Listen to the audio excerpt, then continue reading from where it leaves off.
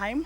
Once the Speaker's procession makes its way into the chambers, then the business, if the House has attained its quorum, will without any further delay commence. And this is a broadcast that is streaming live from the Parliament buildings in Nairobi, a broadcast that is brought to you by the Parliamentary Broadcasting Unit in partnership with the Kenya Broadcasting Corporation. A warm welcome to you as you join us for these Senate proceedings.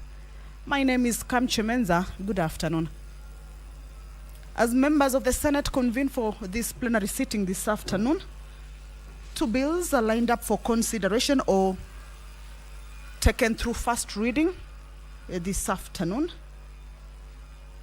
The county government's revenue raising process, a bill originating from the National Assembly, and a bill that is sponsored by the Senate Majority Leader, Honorable Aaron Cheruiyot, is a bill that is lined up for first reading or coming up for first reading at the Senate floor this afternoon. This is a bill that seeks to provide for the process to be followed by county governments in the exercise of their power to impose, vary, or waive taxes, fees, levies, and other charges, to establish the agency transitional committee. This is part of what the bill also seeks to do, to establish the interagency transitional committee.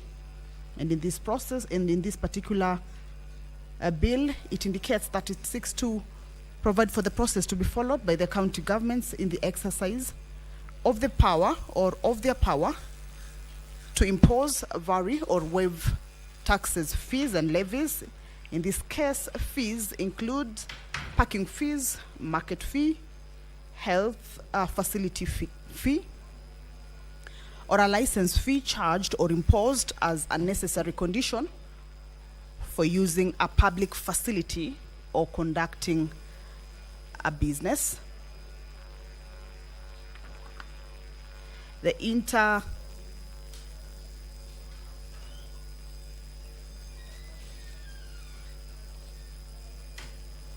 The bill also, or the interagency transitional committee, will be established by the cabinet secretary. The tax means a compulsory payment that does not involve the use or derivation of direct benefits from services, regulation, or goods. And the county government, or clause 3 of this particular bill, indicates that the county government or a county government may not exercise its power in terms of Articles 209 or 210 of the Constitution to impose tax, levy, fee, or any other charge in a way that materially and unreasonably prejudices national economic policies, economic activities across county boundaries, or the national mobility of goods, services, capital, or labor. It also indicates that before imposing a tax, fee, levy, or any other charge, a county government shall follow various processes provided for in this particular law, that is, ensure compliance with the provisions of subsection 1 of this particular act, adhere to principles of consultation and cooperation, ensure compliance with the tariff and pricing policy, and where a fee is to be charged for a service, ensure that the fee does not exceed the cost of providing such service. So this is a bill that is coming up for first reading at the Senate this afternoon. The other bill that will also be read for the first time on the floor of the Senate this afternoon is the Business Laws Amendment Bill, a bill originating from the Senate and also sponsored by the Senate Majority Leader. This is a bill that seeks to amend various statutes so as to create a conducive environment for doing business. Some of the statutes that this particular bill amends include the Investment Promotions Act, Employment Act, the Land Act, the Anti-Counterfeit Act, Affordable Housing Act, and Occupational and Safety Health Act. This is a bill. We shall be later taking a look at some of the sections that this bill will be amending in the various acts, as I had just read out them to you. But this is also a bill that is coming up for first reading before it proceeds to the next stage, committee and public participation and the other stages. However, some activity at the entrance of the Senate chambers, and that is the Speaker of the Senate, Honorable Amason Jeffa Kingi, making his way into the chamber.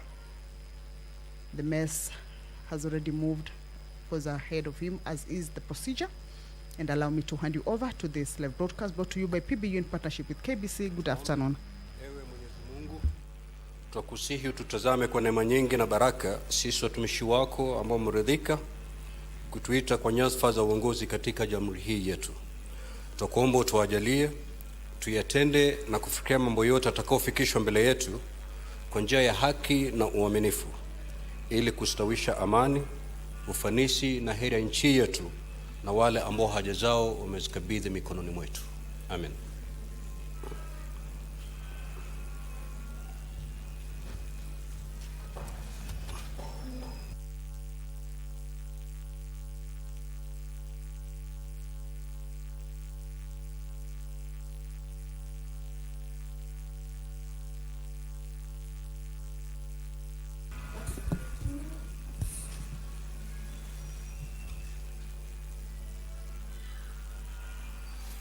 Clerk, do we have quorum? Sergeant at Arms, can ring the quorum bell for 10 minutes.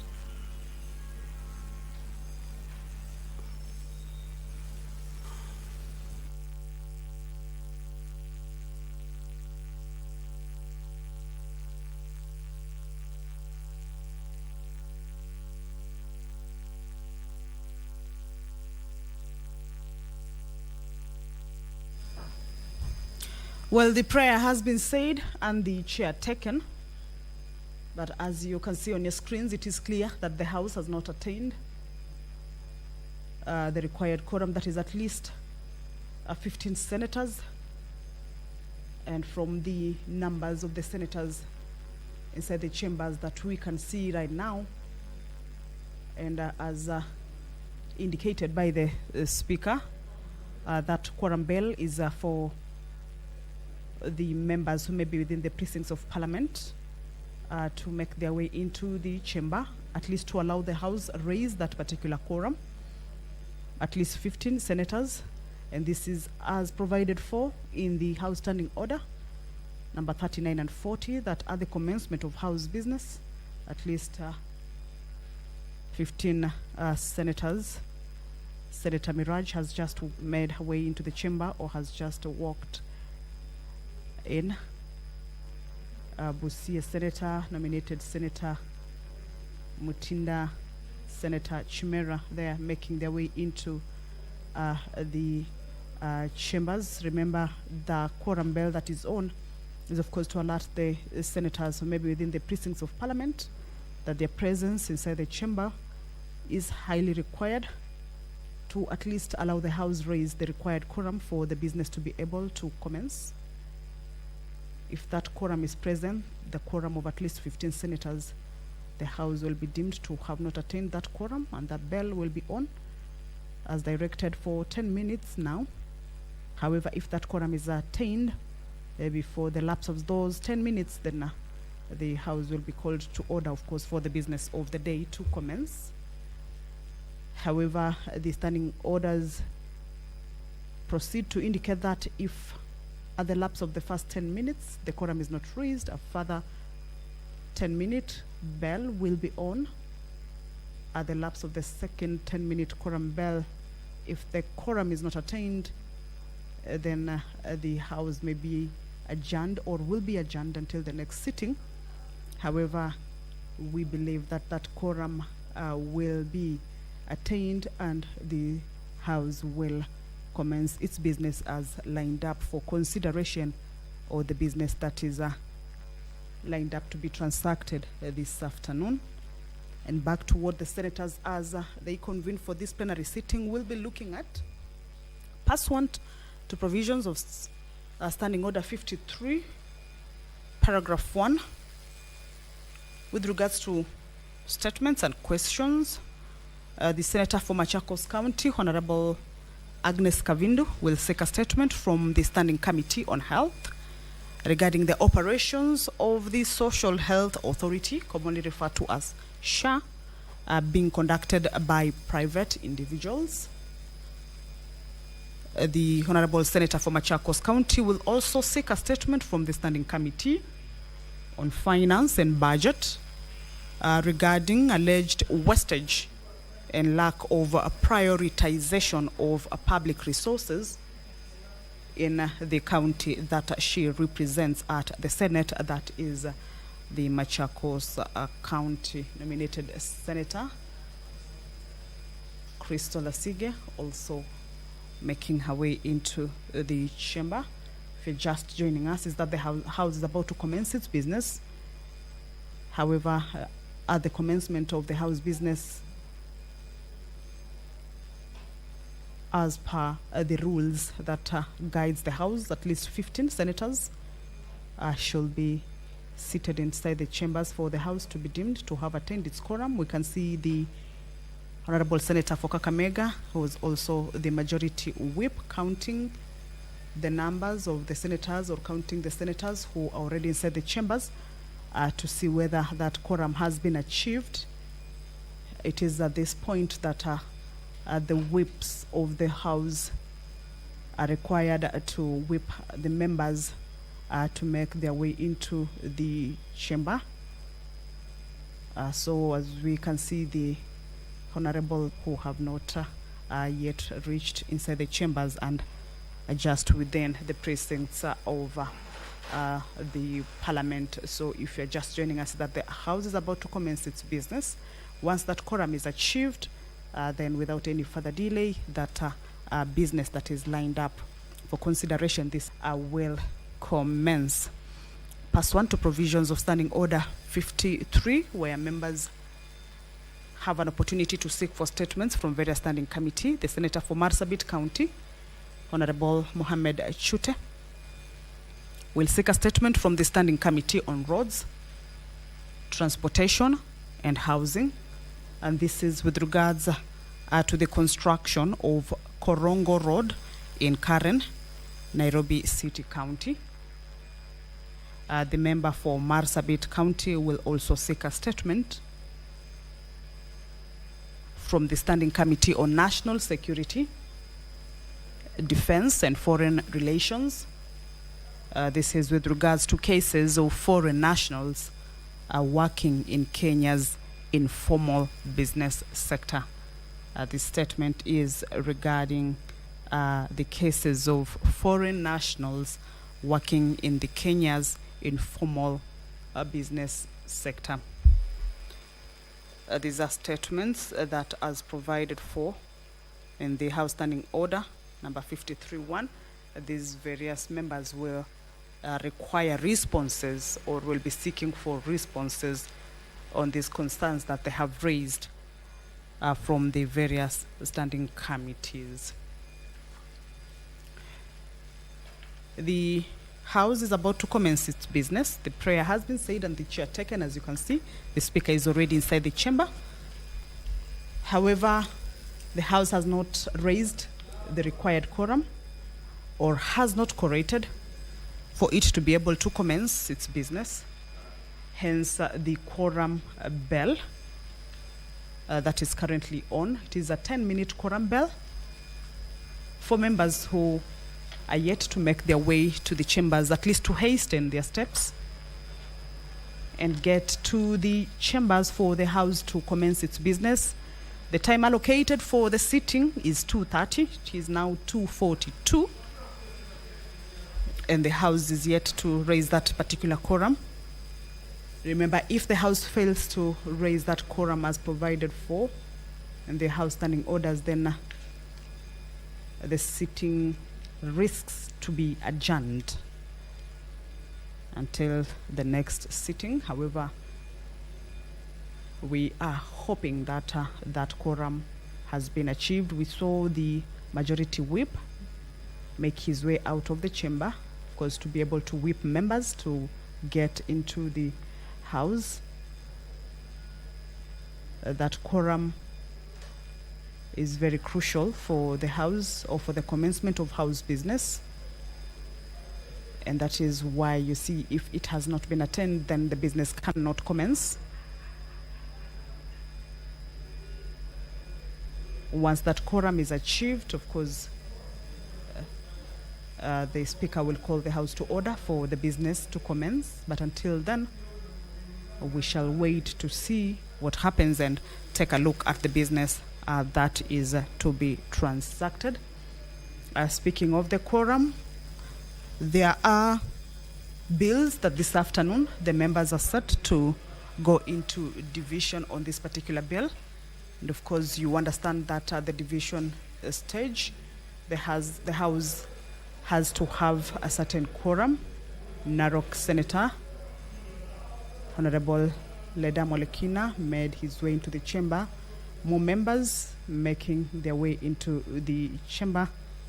Nominated Senator Veronica, Senator Githuku, Senator Edwin Sifuna already making their way. So I believe that the quorum will have been achieved.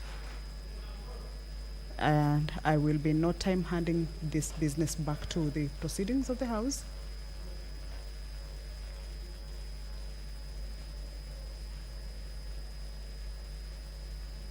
We're just waiting for that particular confirmation. Senator Kinyua, Senator Wamboa have also made their way into the chamber. I believe that the quorum has been raised, although that is the Deputy Speaker also, Senator Dan Manzo, also making their way into the chamber. It is without doubt that the quorum must have been achieved at this point. So we are just waiting for the Speaker to confirm that, and then the business will commence. The bell has actually stopped, but we understand that the House has attained that quorum. Once the Speaker begins to address the House, then I will hand these proceedings back to you to follow up on it. Of course, we're expecting a few communications from the Speaker.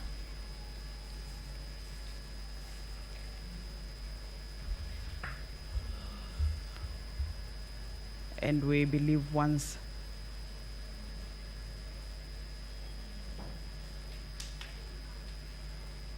the quorum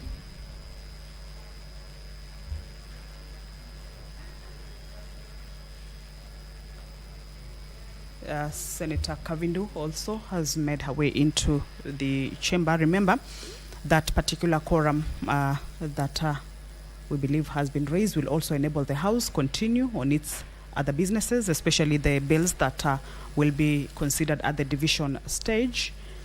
This is the Public Fundraising Appeals Bill, a bill originating from the Senate, is part of the bill that will be considered at the division stage. This means that a debate on these particular bills were concluded.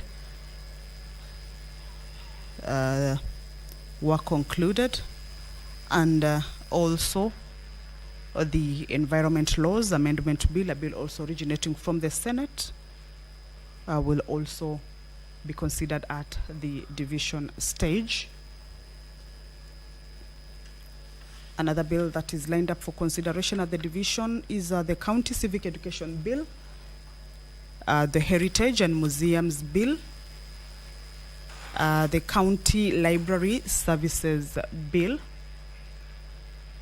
These are 5 bills that the senators this afternoon, once they embark on these bills, will be considering them on the division stage for them to be able to proceed to the 3rd reading and the final stage. The House is about to commence its business. The Speaker, of course, as we can see, and a few members consulting on a number of issues, of course, regarding various businesses of the Senate. However, once everything is set, then the House will commence its business. Remember, the quorum bell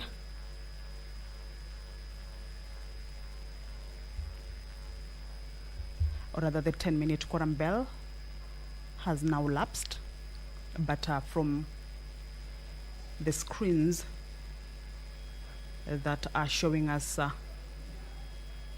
the inside of the chamber is that we can see that at least members have may have raised that quorum. We may have at least the 15 senators. So once that consultation that we can see taking place between the Speaker and various members of the Senate, once that consultation is over, then of course the business will commence. Various motions also lined up for consideration. The report of the Mediation Committee on the Conflict of Interest Bill. This is a bill that is originating from the National Assembly. And this is a motion that will seek the House to adopt the report of the Mediation Committee. Allow me to hand you over to this live broadcast. The Speaker has put his mic on. He's about, of course, to address or start the business of the House. So I will hand this particular proceeding over to you. Good afternoon.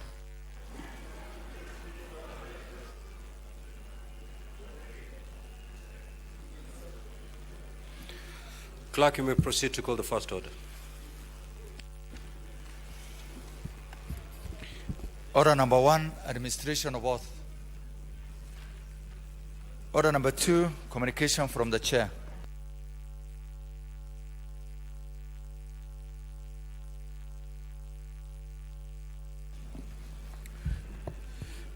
Now, honorable senators, I have a communication to make relating to the admission of Senator Gloria Orwoba MP back into the Senate following the conclusion of our suspension.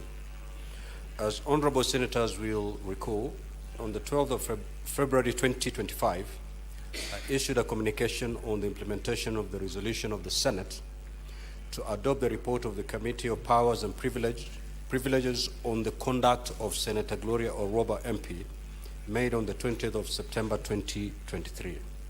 Now, honorable senators will also recall that subsequent to the Senate resolution, Senator Gloria Orwoba MP filed petition number E283 of 2023 and a judicial review application E008 of 2023, which sought to quash the recommendations of the Committee of Powers and Privileges and the resolution of the Senate made on the 20th of September 2023. Honorable senators will also note that on the 28th of September 2023, the High Court at Machakos issued orders whose effect was to suspend implementation of the resolution of the Senate on the conduct of Senator Gloria Orwoba MP, pending the hearing and determination of the matter. The High Court petition and judicial review application was subsequently merged by the court, had and determined on the 15th of January 2025. In the judgment, the court dismissed the petition and the judicial review application.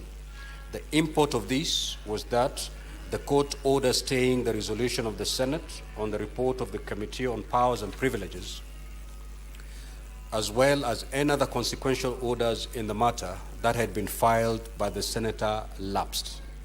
Now, honorable senators, consequently, in the communication issued on the 12th of February 2025, and in accordance with section 15(7), as read together with paragraph 4 of the third schedule to the Parliamentary Powers and Privileges Act, I proceeded to enforce the resolution of the Senate on the report of the Committee on Powers and Privileges. In the communication, I informed the Senate that the 79 calendar day suspension that ought to be applied in the year 2023 will run from Wednesday 12th of February 2025 to Thursday 1st of May 2025. In light of this directive, Senator Gloria Orwoba MP commenced her suspension as resolved by the Senate on the 20th of September 2023. However, honorable senators will recall that on the 26th of February 2025, the Senate varied its resolution on the report of the committee. Senator Abbas, be attentive, please. The Senate varied its resolution on the report of the Committee on Powers and Privileges on account of Senator Orwoba. The effect of the variation was such that the suspension of the senator was reduced from 79 calendar days to 30 calendar days. Accordingly, the 30 calendar days suspension commenced on the 12th of February 2025 and concluded on the 13th of March 2025. Now, honorable senators, in accordance with the resolutions passed on the 20th of September 2023 and on the 26th of February 2025, Senator Gloria Orwoba is required to tender an apology to the Senate, honorable senators, the Clerk of the Senate, and the Secretariat of Parliament before being admitted to the Senate. I now invite Senator Gloria Orwoba MP to tender an apology in the manner prescribed in the report of the Committee of Powers and Privileges and as adopted by the Senate. Senator Orwoba is required to read the prescribed apology verbatim, without any addition, omission, or amendment. Additionally, the apology shall not be followed by any comment by the senator or another senator. Senator Gloria, you may now proceed to tender your apology as you stand at the bar. The other honorable senators may walk in and take their seats.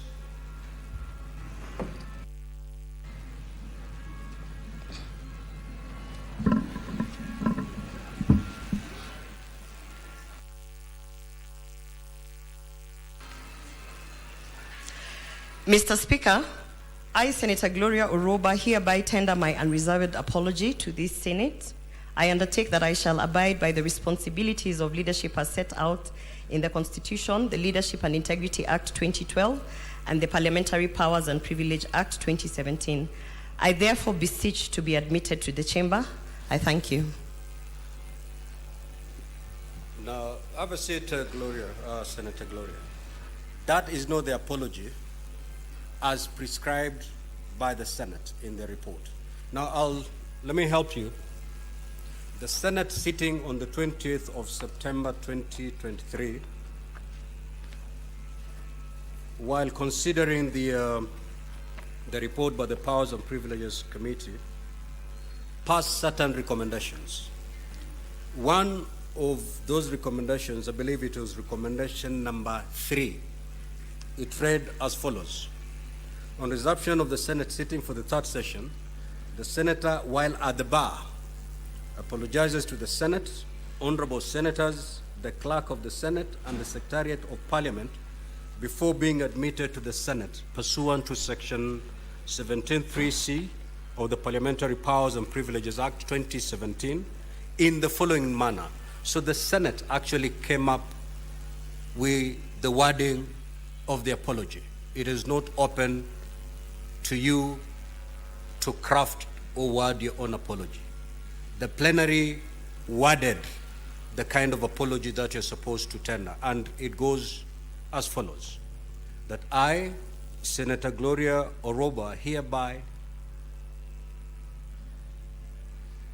under my unreserved apology, tender my unreserved apology to the Senate, honorable senators, Clerk of the Senate, and the Secretariat of Parliament for having acted in a manner which pursuant to Section 16E and paragraph 7 and 8 of the 4th schedule to the Parliamentary Powers and Privileges Act 2017 constituted a breach of parliamentary privilege, and that reflected adversely on the dignity and integrity of Parliament and its members, and was contrary to the best interests of Parliament and its members.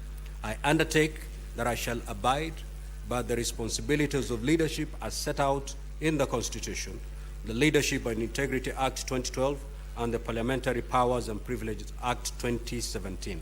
I therefore beseech to be admitted to the chamber. I thank you. This is the prescribed apology as adopted by the plenary. It cannot be amended. It is only Senate sitting a plenary that can amend the wording. And therefore, Senator Orwoba, proceed to read the apology as prescribed by the plenary and by this Senate. Mr. Speaker, I have apologized before, and I have no problem reading a prescribed apology, Mr. Speaker. Mr. Speaker, I just want to draw to your attention that we currently have a court case that is ongoing, Mr. Speaker.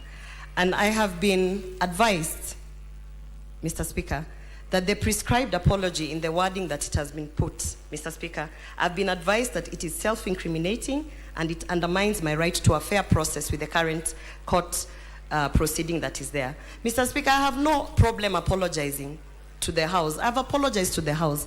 I continue to say that I apologize for my conduct. I continue to seek to my colleagues that I am sorry on the ways that I offended them. I have no issues apologizing. Even now I am apologizing, Mr. Speaker.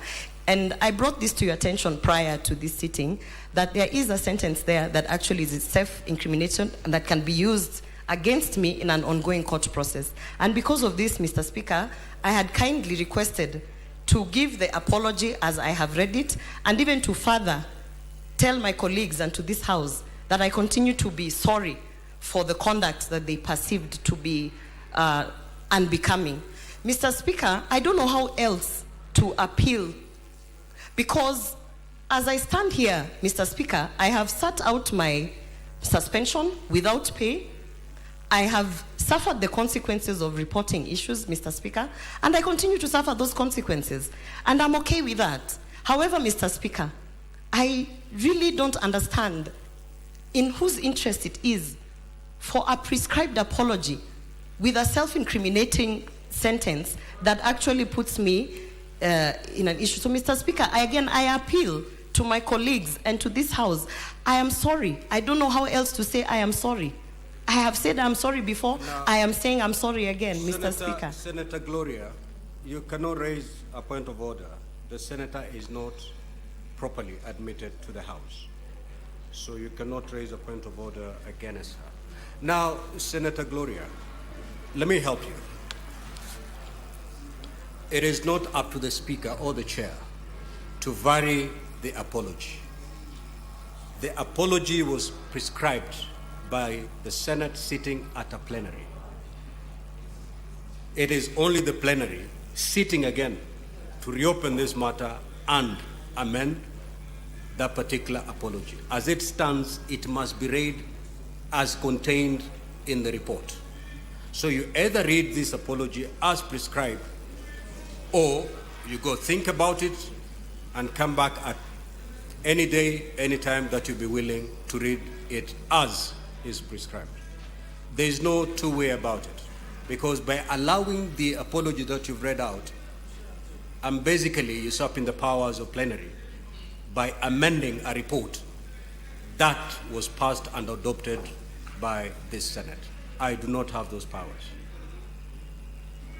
I stand guided, Mr. Speaker. Thank you. I will, I have, as I've said, I have no problem reading it, but I have been advised, Mr. Speaker, and I'm not a legal expert, and I have an ongoing court case, Mr. Speaker. Senator Gloria, so it's I don't know simple. what else is required from me, Mr. The Speaker. Chair is speaking, Senator Gloria. You know our standing orders. I have told you that there's only two ways. There are only two ways. You either read as prescribed, walk in and take your seat, or you don't read as prescribed and you walk out until such a time that you'll be ready to read the oath as prescribed. Which way do you want to go? Mr. Speaker, having had your advice and noting that by reading this apology, I will be incriminating myself, noting that this is attached to my work, I find that very unfair. Mr. Speaker, I stand by my dignity and I stand by where I am, and I have no option. Where you have left me, I have no option but to walk away from my duties, because I cannot read an incriminating statement on a matter that has not been investigated. And Mr. Speaker, as it stands, I want to say that this being the last statement that I make, I continue to stand by my statements, and I want to say that it is truly unfair that an incriminating statement is being put in an apology so that I can tie myself down to something that has not been investigated, not by Parliamentary Service Commission, not by this House, not by an independent one. So therefore, Mr. Speaker, I have no option but to actually walk away from chambers as you have directed, Mr. Speaker. And having said that, I would also want to inform this House that it is happening to me now, but it is going to happen to you in the future, because I am not fighting anyone. I am actually saying I reported a case, it has not been investigated, and the powers that be are actually influencing a process so that I can incriminate myself and therefore perjure myself in a court case that is ongoing. I find this very unfair, and this being the upper house, Mr. Speaker, I want to say that I'm disappointed, and I want to say that I am not going to trade a salary for something that has not been investigated. I can stay without the salary, I can stay without the position, Mr. Speaker, and I still continue to say it is unfair that someone who has reported a matter is being taken through this. Thank you, Mr. Speaker. Next order. Order number 3, messages.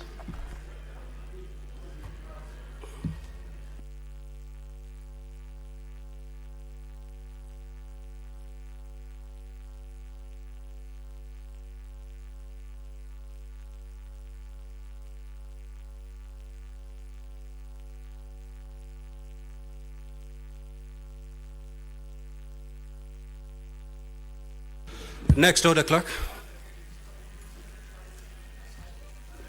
It's okay. Order number 4, petitions. Order number 5, papers. The Senate Majority Leader.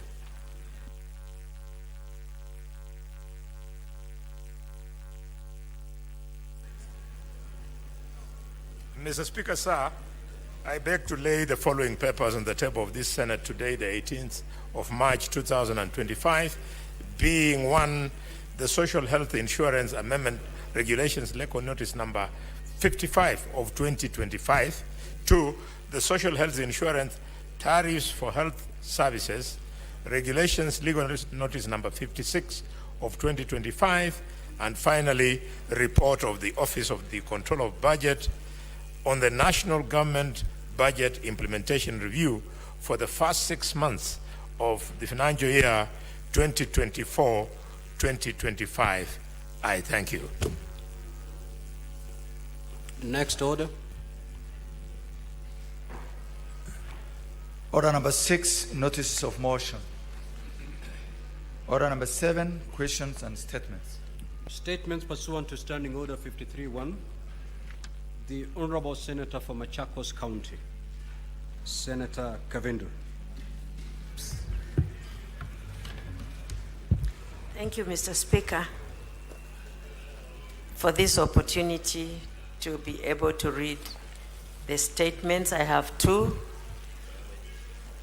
One statement, request for an operation of the Social Health Authority, SHA, conducted by private individuals. Mr. Speaker, sir, I rise pursuant to Standing Order 53-1 to seek a statement from the Committee on Health regarding the operations of Social Authority, Health Authority, SHA, being conducted by private individuals. In the statement, the committee should, 1, explain the reasons why Kenyans' health data is being held in private individuals and whether the tendering process of the Health Care Insurance Fund dignitization system under the Social Health Authority SHA was transparently conducted,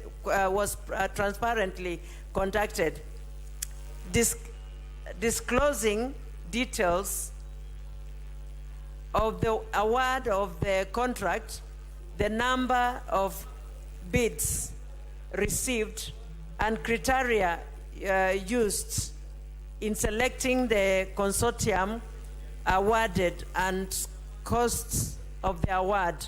2, state the reasons for the non-disclosure A of the control charges fees of 2.5% on members' contributions, claims on health facilities of 5%, and track and trace solutions at the rate of 1.5% for the period of 10 years, with a projected revenue to the consortium of Kenya shillings 111 billion. The highlight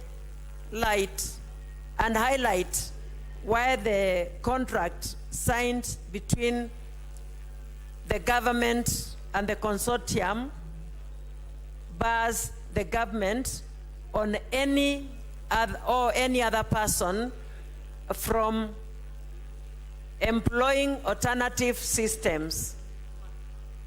B, the details of the signatories of the account and the contract agreement explaining why is transfers of funds. Mr. Speaker, I can't concentrate on my, because of this meeting here. Senators, may the good senator be heard in silence. Thank you, Mr. Speaker. I'll repeat A and B. Of the control charges of 2.5 on members' contributions, claim on health facilities of 5%, and track and trace solutions at a rate of 1.5% for a period of 10 years, with the projected revenue of the consortium of 111 billion, and highlight why the contract signed between the government and the consortium bars the government or any other person from employing alternative system.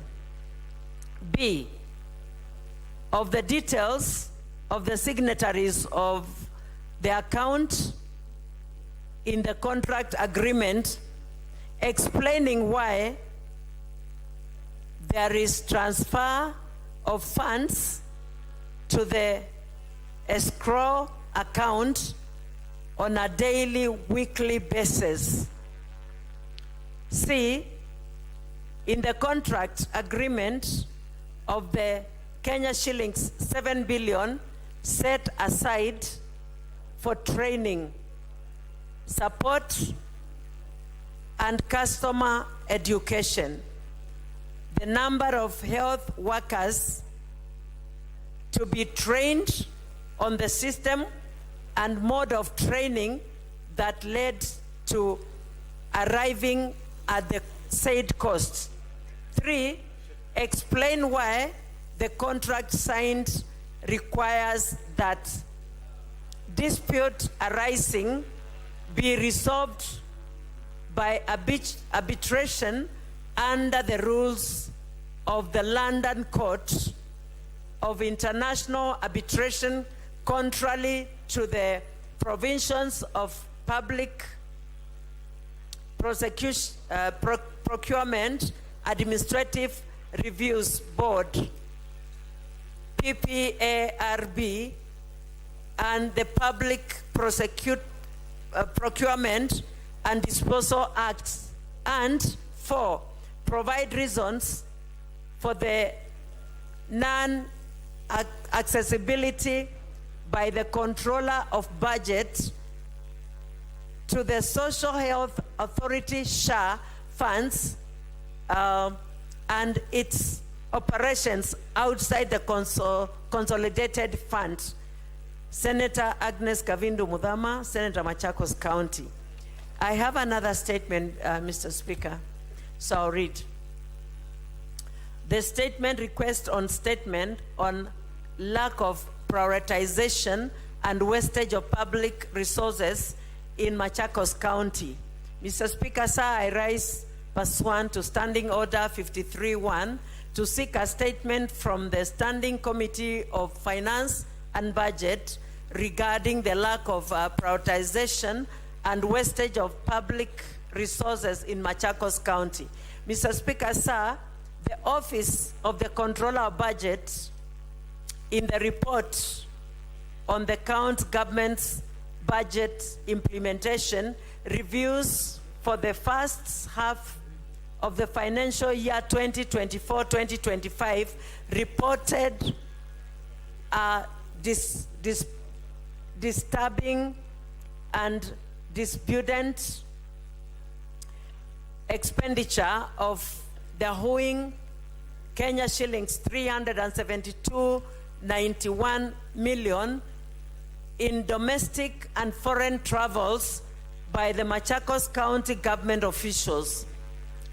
In the statement, the committee should address the following. 1, provide details on all domestic foreign travels projected and undertaken by the Machakos County government officials for the financial year 2022-2023 and 2023-2024 and 2024-2025, the criteria used in prioritizing the travels budgetary allocation and the costs benefits analysis for each of the travels. 2, explain whether there was transparency and accountability in the budgetary allocation and expenditure in accordance with the principles of public finance management. 3,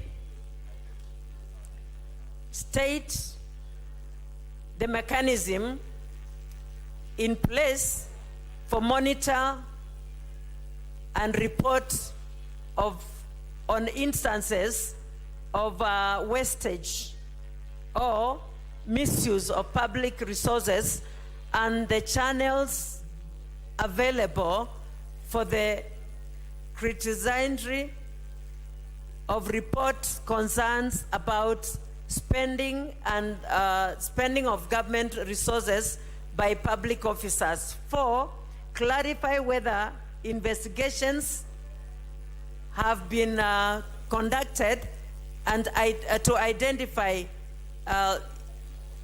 instances of financial mismanagement of misuse of public resources within the Department of Machakos County and the remedial measures in place. And 5, explain the various strategies the county government of Machakos has put in place to enhance oversight mechanism and strengthen institutional capacity to safeguard public funds and resources. Senator Agnes Kavindu Mudhama, Senator Machakos County. Thank you, Mr. Speaker. Senator Mohammed Chute.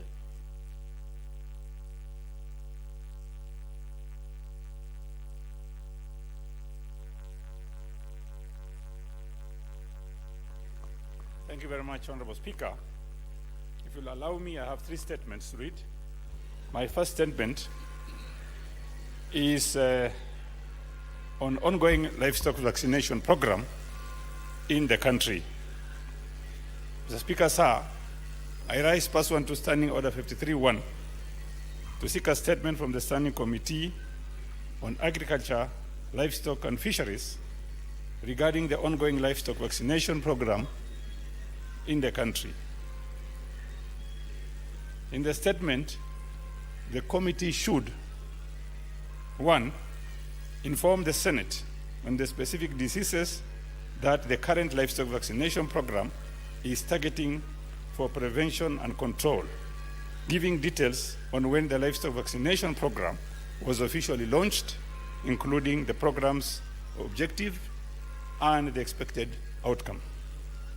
Number 2, provide details on whether the vaccine is locally manufactured or imported, including the manufacturing capacity or the quality to be imported.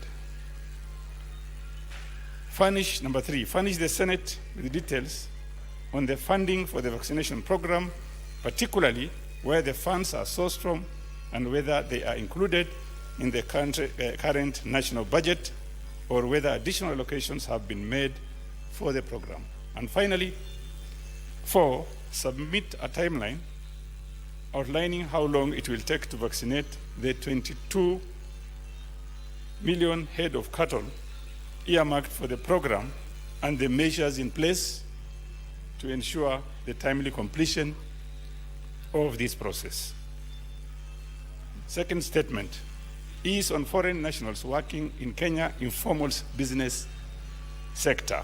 Mr. Speaker, sir, I rise pursuant to Standing Order 53-1 to seek a statement from the Standing Committee on National Security, Defense and Foreign Relations regarding foreign nationals working in Kenya informal business sector. Mr. Speaker, sir, there is an increase in the number of foreign nationals working in Kenya informally. These individuals are engaged in activities such as barbering, salon work, hawking, and other small-scale enterprises, raising concern about their legal status and the impact on employment opportunities for the locals. In the statement, the committee should address the following. 1, explain the sudden proliferation of foreign nationals engaging in informal business activities in Kenya and whether these aliens, this aligns with existing labor and immigration policies. Number 2, provide official data on the number of foreign nationals working in the informal sector, specifying whether they have valid work permits and if proper immigration procedures were followed before they started their businesses. Number 3, establish whether all these individuals are legally residing in Kenya and outline the government's measures to address cases of illegal stay and undocumented workers in the informal business sector. And finally, number 4, explain any steps the government is taking to regulate and monitor this category of foreign workers to ensure they comply with the licensing, taxation, and labor laws, and clarify any measures in place to protect job opportunities for Kenyan citizens in the informal business sector. My final statement, Honorable Speaker, this is a construction on Korongo Road in Karen, Nairobi County. So, Speaker, sir, I rise pursuant to Standing Order 53-1 to seek a statement from the Standing Committee on Roads, Transportation and Housing regarding the construction of Korongo Road in Karen. Mr. Speaker, sir, Korongo Road, which spans about 1.1 kilometers, remains incomplete despite ongoing construction efforts. Although stones have been laid, the road, which falls under the jurisdiction of the Kenya Urban Roads Authority, remains unfinished, raising concern among residents on accessibility and infrastructure development in the area. In the statement, the committee should, 1, state the commencement date for the construction works on Korongo Road in Karen and provide an update on its completion status, including challenges encountered, reason for delays, and whether the construction is classified as an emergency repair project under the framework contract for emergency roads repair management. Number 2, outline plans by the State Department of Roads for upgrading the road to bitumen standards, specifying whether the project has been advertised for repair, if a tender has been awarded, and provide details of the contractor undertaking the works. Number 3, provide the total cost of project, including a breakdown of projected expenses and sources of funding allocated for its completion. And finally, number 4, state the completion timeline for the project, ensuring transparency in project scheduling and accountability for any delays. Thank you very much, Honorable Speaker. Senator Professor Tom Agenda. Thank you, Mr. Speaker. Mr. Speaker, I have 3 statements. The first statement is on the revitalization of the port of Kisumu. Mr. Speaker, I rise pursuant to Standing Order 53-1 to seek a statement from the Standing Committee on Roads, Transportation and Housing regarding the current state, operational challenges and future plans for the revitalization of the port of Kisumu. Mr. Speaker, despite efforts to revamp the port of Kisumu, the facility continues to operate at a fraction of its capacity, significantly limiting its contribution to regional trade and economic growth. The deterioration of the rail connection from Mombasa to Kisumu has led to a steep decline in transit cargo volumes over the past decades. While the port still handles some local and specific transit cargo, overall volumes have dwindled due to a lack of critical mass, inefficient transport infrastructure, and unreliable connectivity. Additionally, Mr. Speaker, Lake Victoria ports have roll-on, roll-off ramps, and all break bulk cargo is handled manually, further slowing operation. In the statement, Mr. Speaker, the committee should address 1, provide an update on the Port of Kisumu's current operational capacity, including the annual cargo throughput, transit cargo volumes, and the utilization of available infrastructure. 2, explain the measures being taken to restore and modernize the rail connection between Mombasa and Kisumu to enhance cargo transportation and revive trade efficiency, and clarify whether there are plans to invest in alternative transport systems, including road, rail, and lake transport connectivity to make Kisumu a competitive logistic hub. 3, outline the government's strategic plan to upgrade the port's infrastructure, including cargo handling facilities, automation, and integration of modern logistic relations. 4, state the government's long-term vision for leveraging Kisumu Port as a major trade gateway for the East African community and the African continental free trade area after markets. And lastly, explain the steps being taken at both the national and county government levels to attract private sector investment and regional partnerships to support port operations and improve efficiency. Mr. Speaker, my second statement is on the transfer of core county functions by the county government of Kisumu to the city of Kisumu. I rise pursuant to Standing Order 53-1 to seek a statement from the Standing Committee on Devolution and Intergovernmental Relations regarding the transfer of core county functions by the county government of Kisumu to the city of Kisumu, as published by the county government in the Standard newspaper of 20th January 2025. Mr. Speaker, the transfer of specified functions raises grave constitutional and governance concerns, since there is no legal provision that allows a county government to transfer its functions to a municipality or city. The law only provides for delegation of such functions.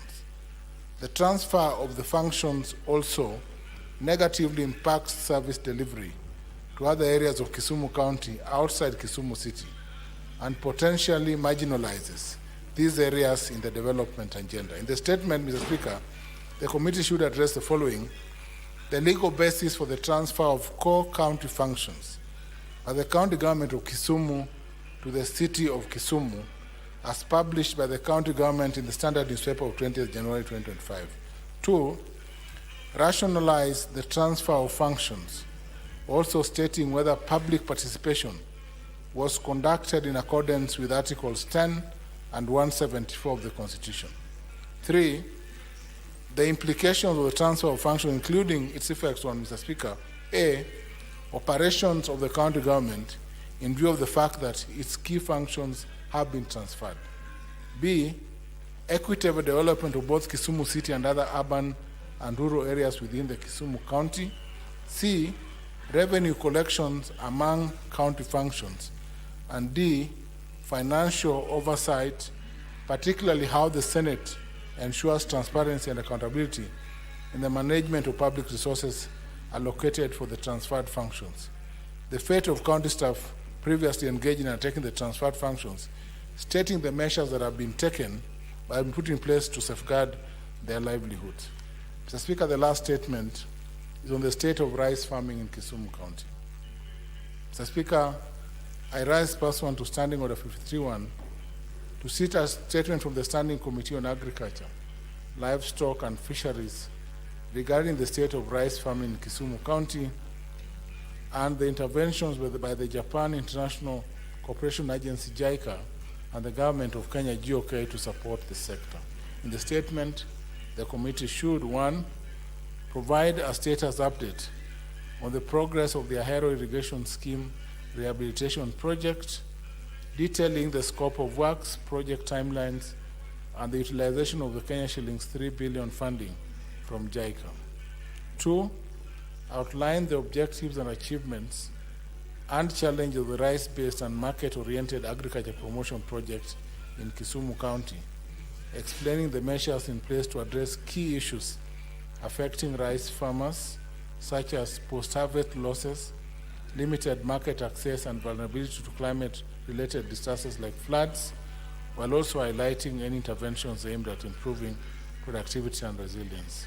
3, state the current rice production levels in Kisumu County, including the average yield per acre and the number of farmers benefiting from JICA and the government of Kenya interventions, and provide details on any planned initiatives by JICA and GOK to further improve rice farming, enhance food security, and ensure long-term sustainability in the sector. And lastly, Mr. Speaker, indicate the initiatives undertaken by the government of Kenya, or the county government of Kisumu, to expand and modernize the Ahero and Rai irrigation schemes to increase rice production, providing details on planned infrastructure improvements, technological advancements, and timelines for implementation to ensure enhanced efficiency and productivity in rice farming. Thank you, Mr. Speaker. Thank you.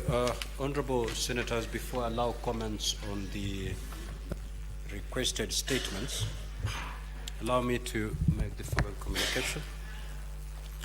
I would like to acknowledge the presence in the public gallery this afternoon, visiting students and teachers from Elite Friends Boys School, Kajiado County. The delegation comprises of 33 students and 3 teachers who are undertaking a study tour to the Senate. On behalf of the Senate, on my own behalf, I extend a warm welcome to the delegation and wish them all the very best during their visit. Again, I would like to acknowledge the presence in the public gallery this afternoon of visiting students and teachers from Chiboney Girls High School, Bomet County. The delegation comprises of 97 students and 6 teachers who are undertaking a study tour to the Senate. On behalf of the Senate, on my own behalf, I extend a warm welcome to the delegation and wish them the very best during their visit. I will allow the Senator for Kajiado County to extend a word of welcome to the delegation from Kajiado County, and also the Majority Whip to extend a word of welcome to the delegation from Bomet County, each to take not more than a minute. Thank you, Honorable Speaker, but I don't know, I've not really got the school. Which school is this? Honorable Speaker. Okay, thank you very much. Let me take this opportunity also to join you, Honorable Speaker, to congratulate and thank the school, the students, and the teachers from Kajiado. This is Senator Seki, Senator for Kajiado. I really want to appreciate you and thank you for finding time to be here today to join us together as Senate and as Parliament to learn more about Parliament, particularly the Senate, now that we are still on. The other House of National Assembly are on recess. And I want to thank you so much and welcome you to the Senate as you continue to learn. I want to thank you so much. And as you go back home, you greet the parents and the teachers and the rest of the students, because I know you'll really learn a lot from the debate and what we have been talking all along, especially when you've now learned from the first message of the Speaker as he's opened this House. Thank you very much, Honorable Speaker, and I thank you.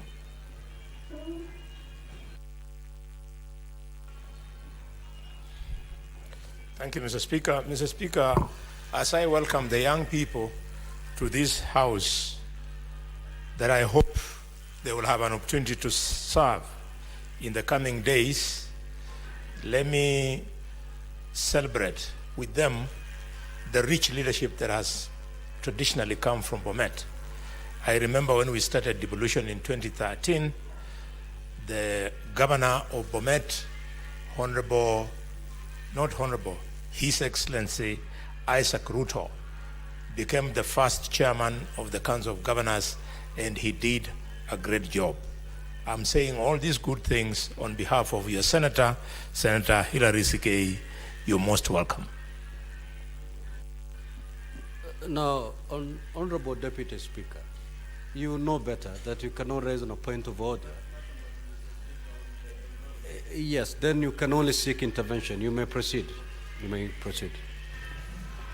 Honorable Speaker, we are very busy in this House this afternoon, and the working environment is not conducive, Mr. Speaker, because of the music playing outside by maybe people who have come to bring their petitions or who want to be heard by the Parliament. Also, Mr. Speaker, in honor, Mr. Speaker, they can submit their maybe petition silently without the music that they have bring, Mr. Speaker, so that also we can do some work. And is it intentional music that they are playing, Mr. Speaker, or maybe if you can do the sergeant or terms, they can be asked to submit their petition silently to the clerk's office, and then they will be handed, Mr. Speaker. Honorable Deputy Speaker, indeed that singing and petitioning has been ongoing for the last maybe 5 hours.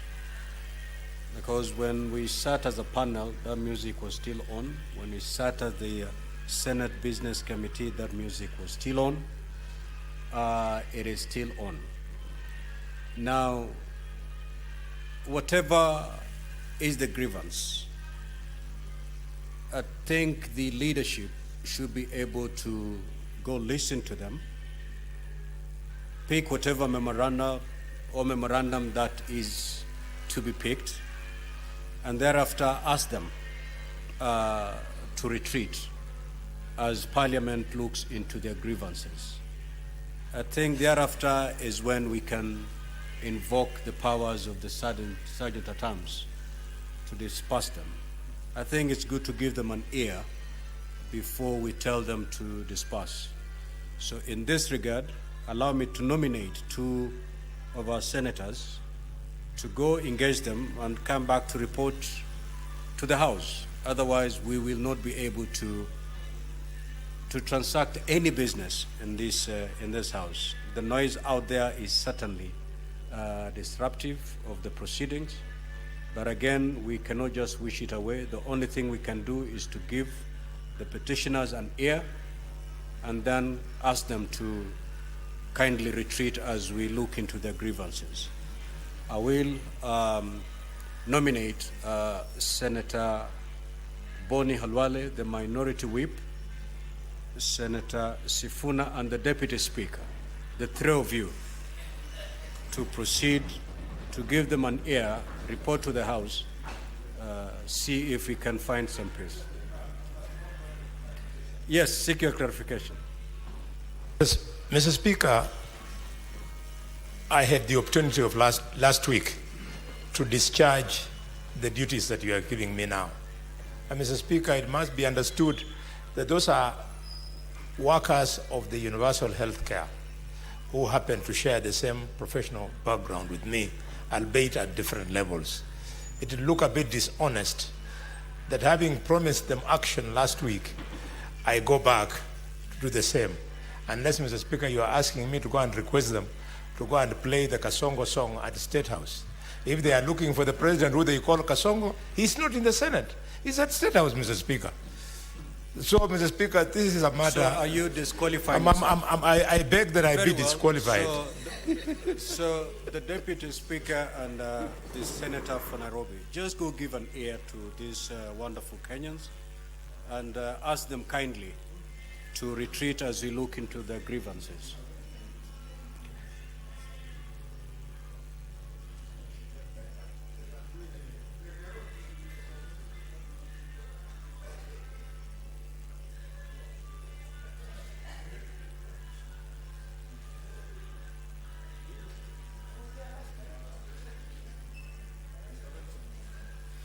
So we proceed to the comments on the statements that have been requested. Senator Beatrice Akinyi.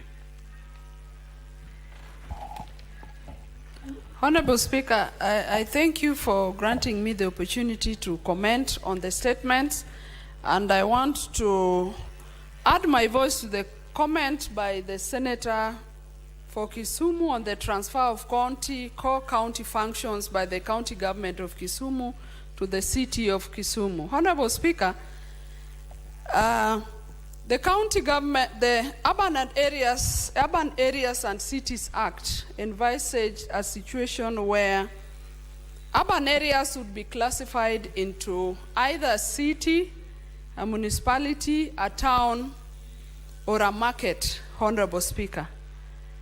And I've seen the concerns raised by Senator Ojienda on transferring these functions.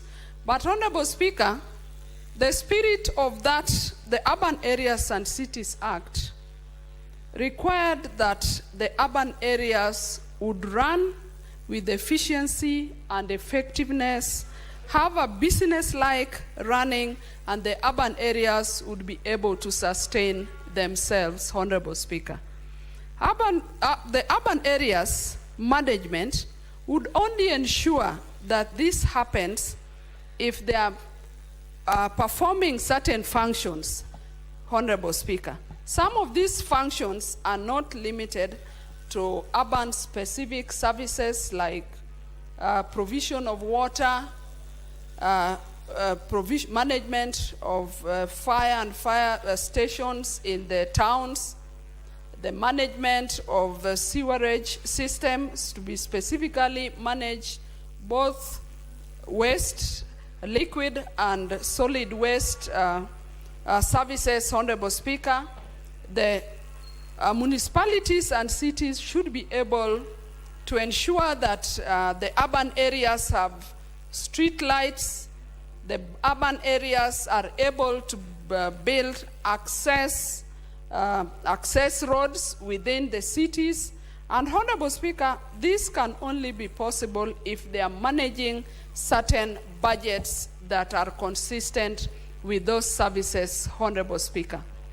So, Honorable Speaker, I do not know to what extent these services have been transferred, but Honorable Speaker, the cities or the urban areas have even a management system where they have boards that are running these cities, and those boards are structured in a way in which they have a chair, they have board members, they have a CEO that is running the city, referred to as the city manager. Honorable Speaker, it means that these boards have to run a system. They have to run services within the cities. Honorable Speaker, this would ensure that the cities are managed well, that they are able to service the city dwellers as consistent with their establishment. And so, Honorable Speaker, they have to run budgets that are allocated to them as a different sector within the county government allocations, Honorable Speaker. Honorable Speaker, it means then that they must have functions which they are performing as boards, for which they are established and for which the people within the cities and the urban dwellers have expectations, Honorable Speaker. I therefore support the fact that they must have functions, they must have budgets to run these functions, and the cities and all the urban areas must run efficiently and effectively. I therefore want to say, Honorable Speaker, that there must be services that this city, the city management is performing. I only need to understand that in which way did they maybe transfer these functions and procedurally. But Honorable Speaker, just as other services are devolved, and just as the counties have devolved structures like the sub-county and the ward structure, the cities also have their structures within which they have to operate. Honorable Speaker, the cities must operate in a way in which the services are efficiently and effectively delivered to the city dwellers. And so it means that those services, even though they might not have been transferred in a way that is consistent with the senator, Honorable Speaker, the city structures must have functions they are performing that ensures they have a budget, and they also have personnel that perform these services, Honorable Speaker. So, Honorable Speaker, I want to say that I support the transfer of the services if there are services that have been transferred within the law, because how else would the services be done if they do not have them? Honorable Speaker, that is my comment. Thank you, Honorable Speaker. Senator Mungatana. Asante Bwana Spika kwa kunipa nafasi hii.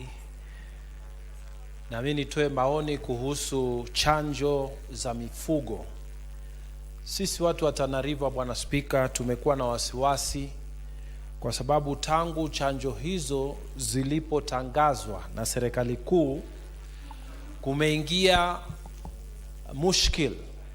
Wengine wanasema ziko na shida, wengine wanasema ziko sawa. Tungependa kamati waangalie na waseme kwa kikamilifu ya kwamba hizi chanjo ni safi na zitatusaidia na sisi pamoja na mifugo wetu. Pili, wakiwa wanaangalia swala hili pia tueleze ni pesa ngapi ambazo zinatumika kwa program hii ya serikali, na je, hii pesa ni serikali ya Kenya, government of Kenya, ama ni pesa ambayo inatoka kwa wafadhili ama donors. Ya tatu na ya mwisho, wakiwa wanaangalia hili swala la chanjo, je, ni budget ya pesa ngapi ambayo county ya Tana River nao wameweka kwa ajili ya kuchanja mifugo wetu wakati huu, hasa wakati huu ambao inaenda msimu wa mvua. Bwana Spika, ningependa sana kamati waangalie ili tujue ukweli wa haya mambo. Watu wanataka kujua, Bwana Spika, ukweli kabisa, na ikiwezekana kamati iwaongeleshe wanasayansi wanaohusika na mambo haya, kwa sababu kuna siasa ambayo imeingizwa na wale ambao wanahusika na mambo ya mifugo wengine wameingia wasiwasi. Asante sana Bwana Spika. Senator Chimera.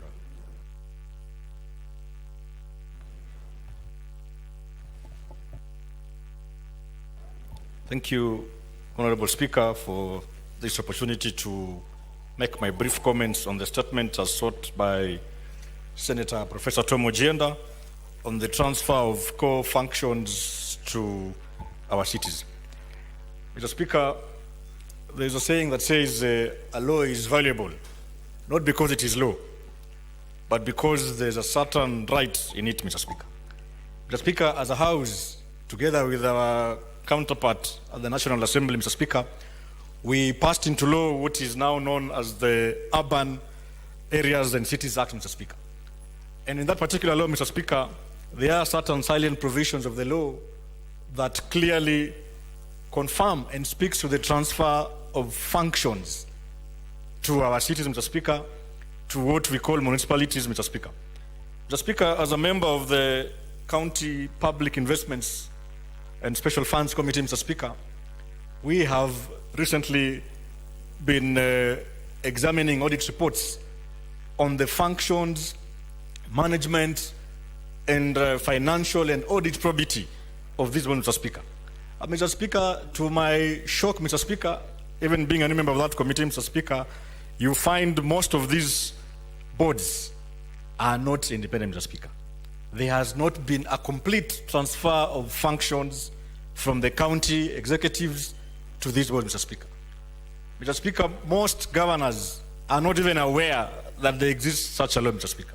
They still want to clone these functions, Mr. Speaker, and as such, Mr. Speaker, most of the functions that are meant to be undertaken by our boards at municipal level, Mr. Speaker, are not happening, Mr. Speaker. Mr. Speaker, for instance, the Diani municipality, Mr. Speaker, and I know my good governor from Kwale will be appearing before us anytime soon, Mr. Speaker, and I want to imagine she has completely ceded functions to this board, Mr. Speaker, so that we can give and confer those rights in law to those officials tasked with the role of managing the functions and the roles and duties of those boards, Mr. Speaker, so that they can operate independently and autonomous, Mr. Speaker, without any undue influence from the executive, Mr. Speaker. Mr. Speaker, I just want to urge the Committee on Devolution and perhaps JLAC, Mr. Speaker, as they go around the country and sampling counties that are either compliant or not, Mr. Speaker, to be firm and speak to the governors that, look, there is a law that allows them to transfer core functions and mandates to these boards, Mr. Speaker, so that we just don't end up having boards that are not autonomous, boards that cannot make decisions on their own, Mr. Speaker, boards that are just an extension or rather an appendage of the executive, Mr. Speaker. Mr. Speaker, for those many remarks, Mr. Speaker, I want to congratulate the Senator for Kisumu, Professor Tom Ojienda, for a very well thought out statement, Mr. Speaker. And I know this gives a chance to most of our governors to be able to allow people below them, municipal managers, accountants, and heads of water service providers, Mr. Speaker, to be able to be independent functionally so that they can perform their core duties as envisaged in that urban area that is that, Mr. Speaker. Thank you, Mr. Speaker, for those many comments. Senator Abbas.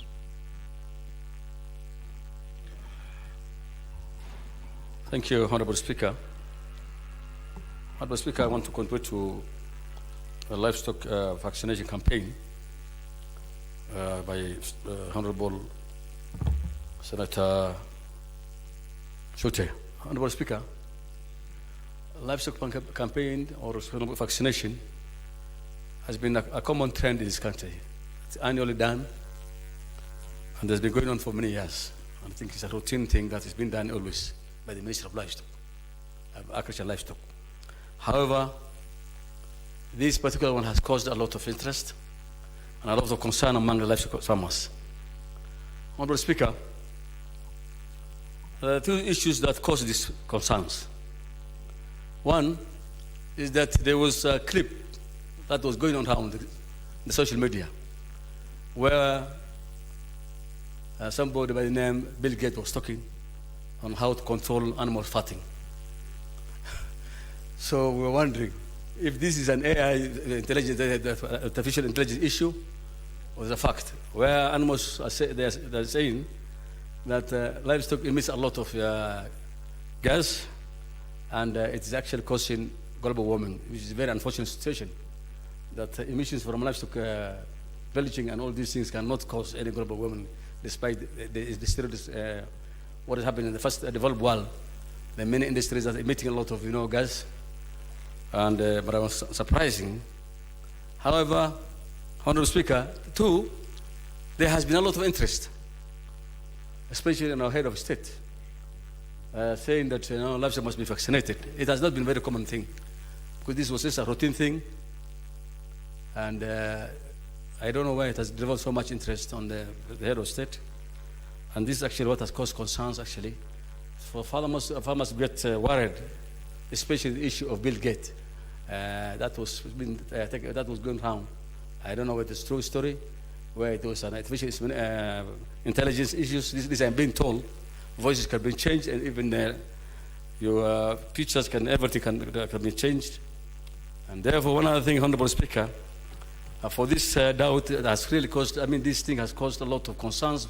The livestock farmers are not now willing to bring the animals for vaccination. Most of them are resisting. And we might miss the routine vaccinations that has been going on for many years.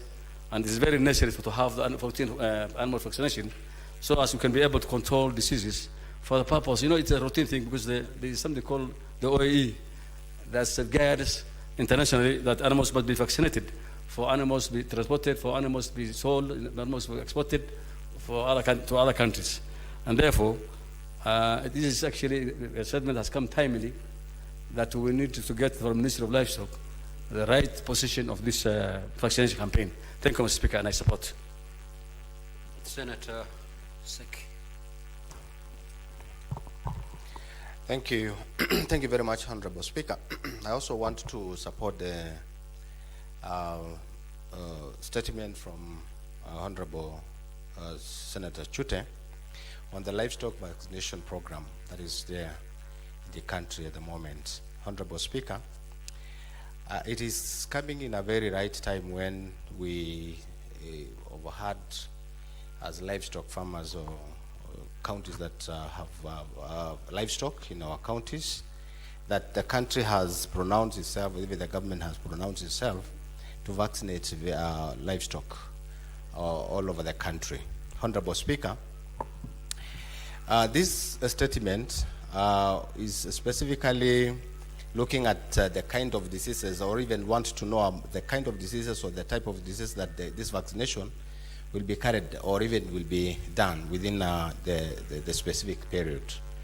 Honorable Speaker, we are yet to know what kind of vaccination is this, because as livestock farmers, we've not been told the kind of vaccination that the government is trying to vaccinate our cows and animals. And you know very well that, Honorable Speaker, farmers usually have a variety of vaccinations, and we usually have vaccinations according to the time to time. Honorable Speaker, this vaccination is something that we want to really to be clear and to be told as farmers. I know very well that the issue of budget has been requested in the statement, because we are yet to know what kind of a budget has been put in place to vaccinate animals. Yet we don't see in the national budget last year or even the year before.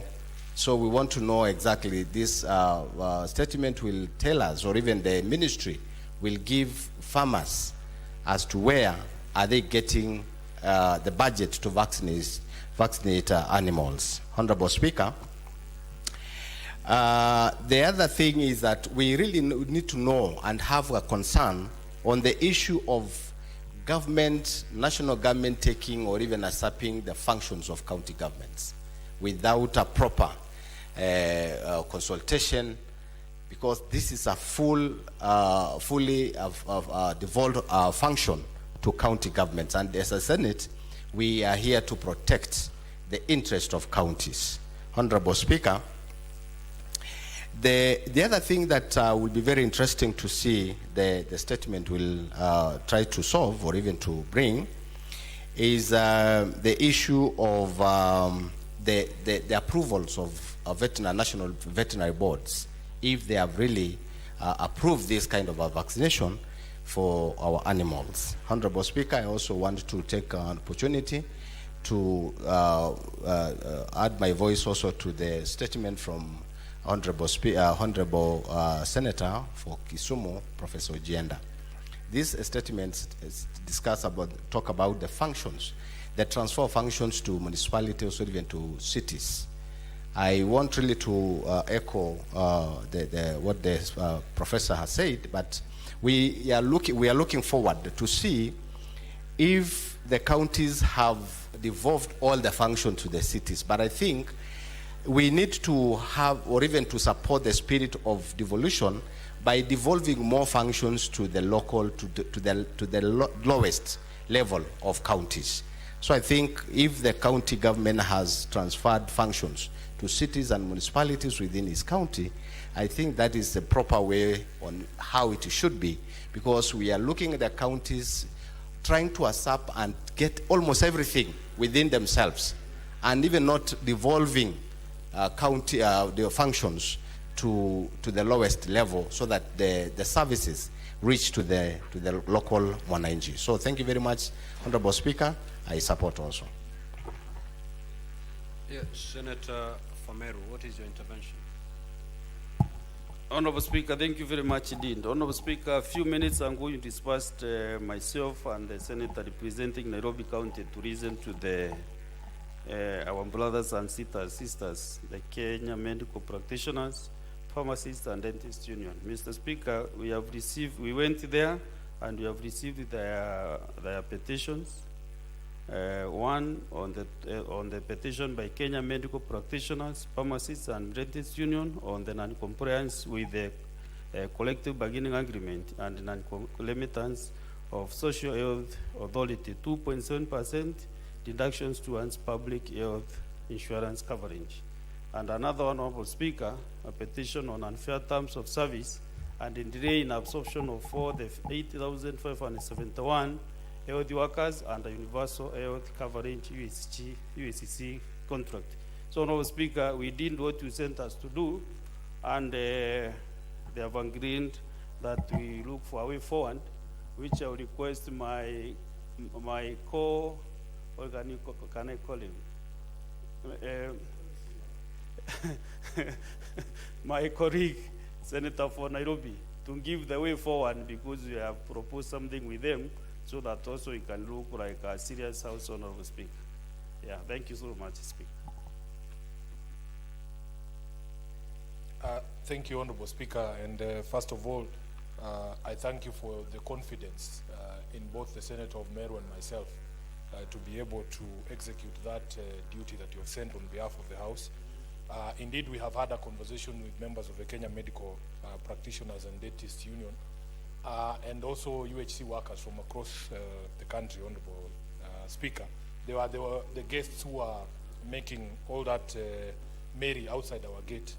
And as the Senator for Meru has said, Chair, these are not new matters. It is compliance by the national government and the county governments with a collective bargaining agreement that was signed after that long strike that we had with KMPDU. Apparently, the concerned government agencies are not complying with that. And secondly, Honorable Speaker, they say that even though the counties are deducting the 2.75% share every month, they are not remitting it to the authority. And therefore, even when they fall sick themselves, and they are medical practitioners who are taking care of us, but when they fall sick themselves, SHA is not honoring those claims because the county governments are not remitting the 2.75 that they deduct, which is something that is unacceptable, Honorable Speaker, and it is in the place of this House to ensure that there is compliance by county governments in terms of remittance of all deductions from salaried workers. Honorable Speaker, lastly, of course, there's the issue we have discussed here many times about absorption of the universal health care workers, especially those who are not working in national hospitals. We had that debate here, Honorable Speaker, where a few of their colleagues were absorbed and now they are on permanent and pensionable basis.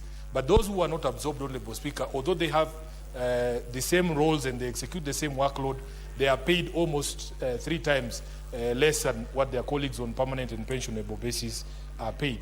So our suggestion to them, Honorable Speaker, and they have agreed, and we want to beseech this House so that we deal with this issue with the sort of dignity that it requires. We cannot have our medical practitioners on the streets out there. We have invited them, and I hope that you will agree to this, Honorable Speaker, to a meeting that will happen with the Committee on Health of this House, and we have proposed that we invite the Chair of the Council of Governors or a representative of the Council of Governors, together with the Cabinet Secretary responsible for health, and we will provide the necessary environment for all these issues to be ironed out in a manner that will leave everybody satisfied on the challenges that the government is facing on the CBA and all these other issues of absorption of UHC workers. And from then on, Honorable Speaker, we can at least see light at the end of the tunnel. So I'm hoping that the Senate adopts that proposal that we have made together with my colleagues from Meru as a way forward for this particular matter. I thank you, Honorable Speaker. Thank you so much, Honorable Deputy Speaker and the Senator for Nairobi. Now, Honorable Senators, don't get irritated when Kenyans come petitioning this House. In fact, it goes to prove one thing, the trust and confidence they have in you as a leadership. And therefore, whenever these things happen, it's good to give these people a shoulder to lean on, listen to them, and as a leadership, let's seek for solutions that will address their problems. Now, having listened to the Deputy Speaker and the Senator for Nairobi, I do direct the Secretariat through the clerk that a meeting be caused between the Health Committee, COG, and the CS Health to discuss this matter. And that meeting should be called as soon as possible. We know we are going on recess on Thursday. If that can be done within the first week of the recess, so that we get to the bottom of this and offer solutions. I wouldn't want to be the speaker who presided over public relations with such heavy matters. Those workers who've petitioned Parliament, they're living with a lot of hope that some solutions will be found by this House. Let us not let them down. So let that meeting happen. They will, of course, be attending that particular meeting. And I believe if all the stakeholders are brought on the same table, we should be able to fashion a wonderful way forward. Yes, Honorable Senator. Thank you for that direction, Chair. My last request is that you allow me to table the petitions that we have received. I thank you, Honorable Speaker. That will be the basis of that meeting. Thank you. Thank you. Thank you. Senator Ledama.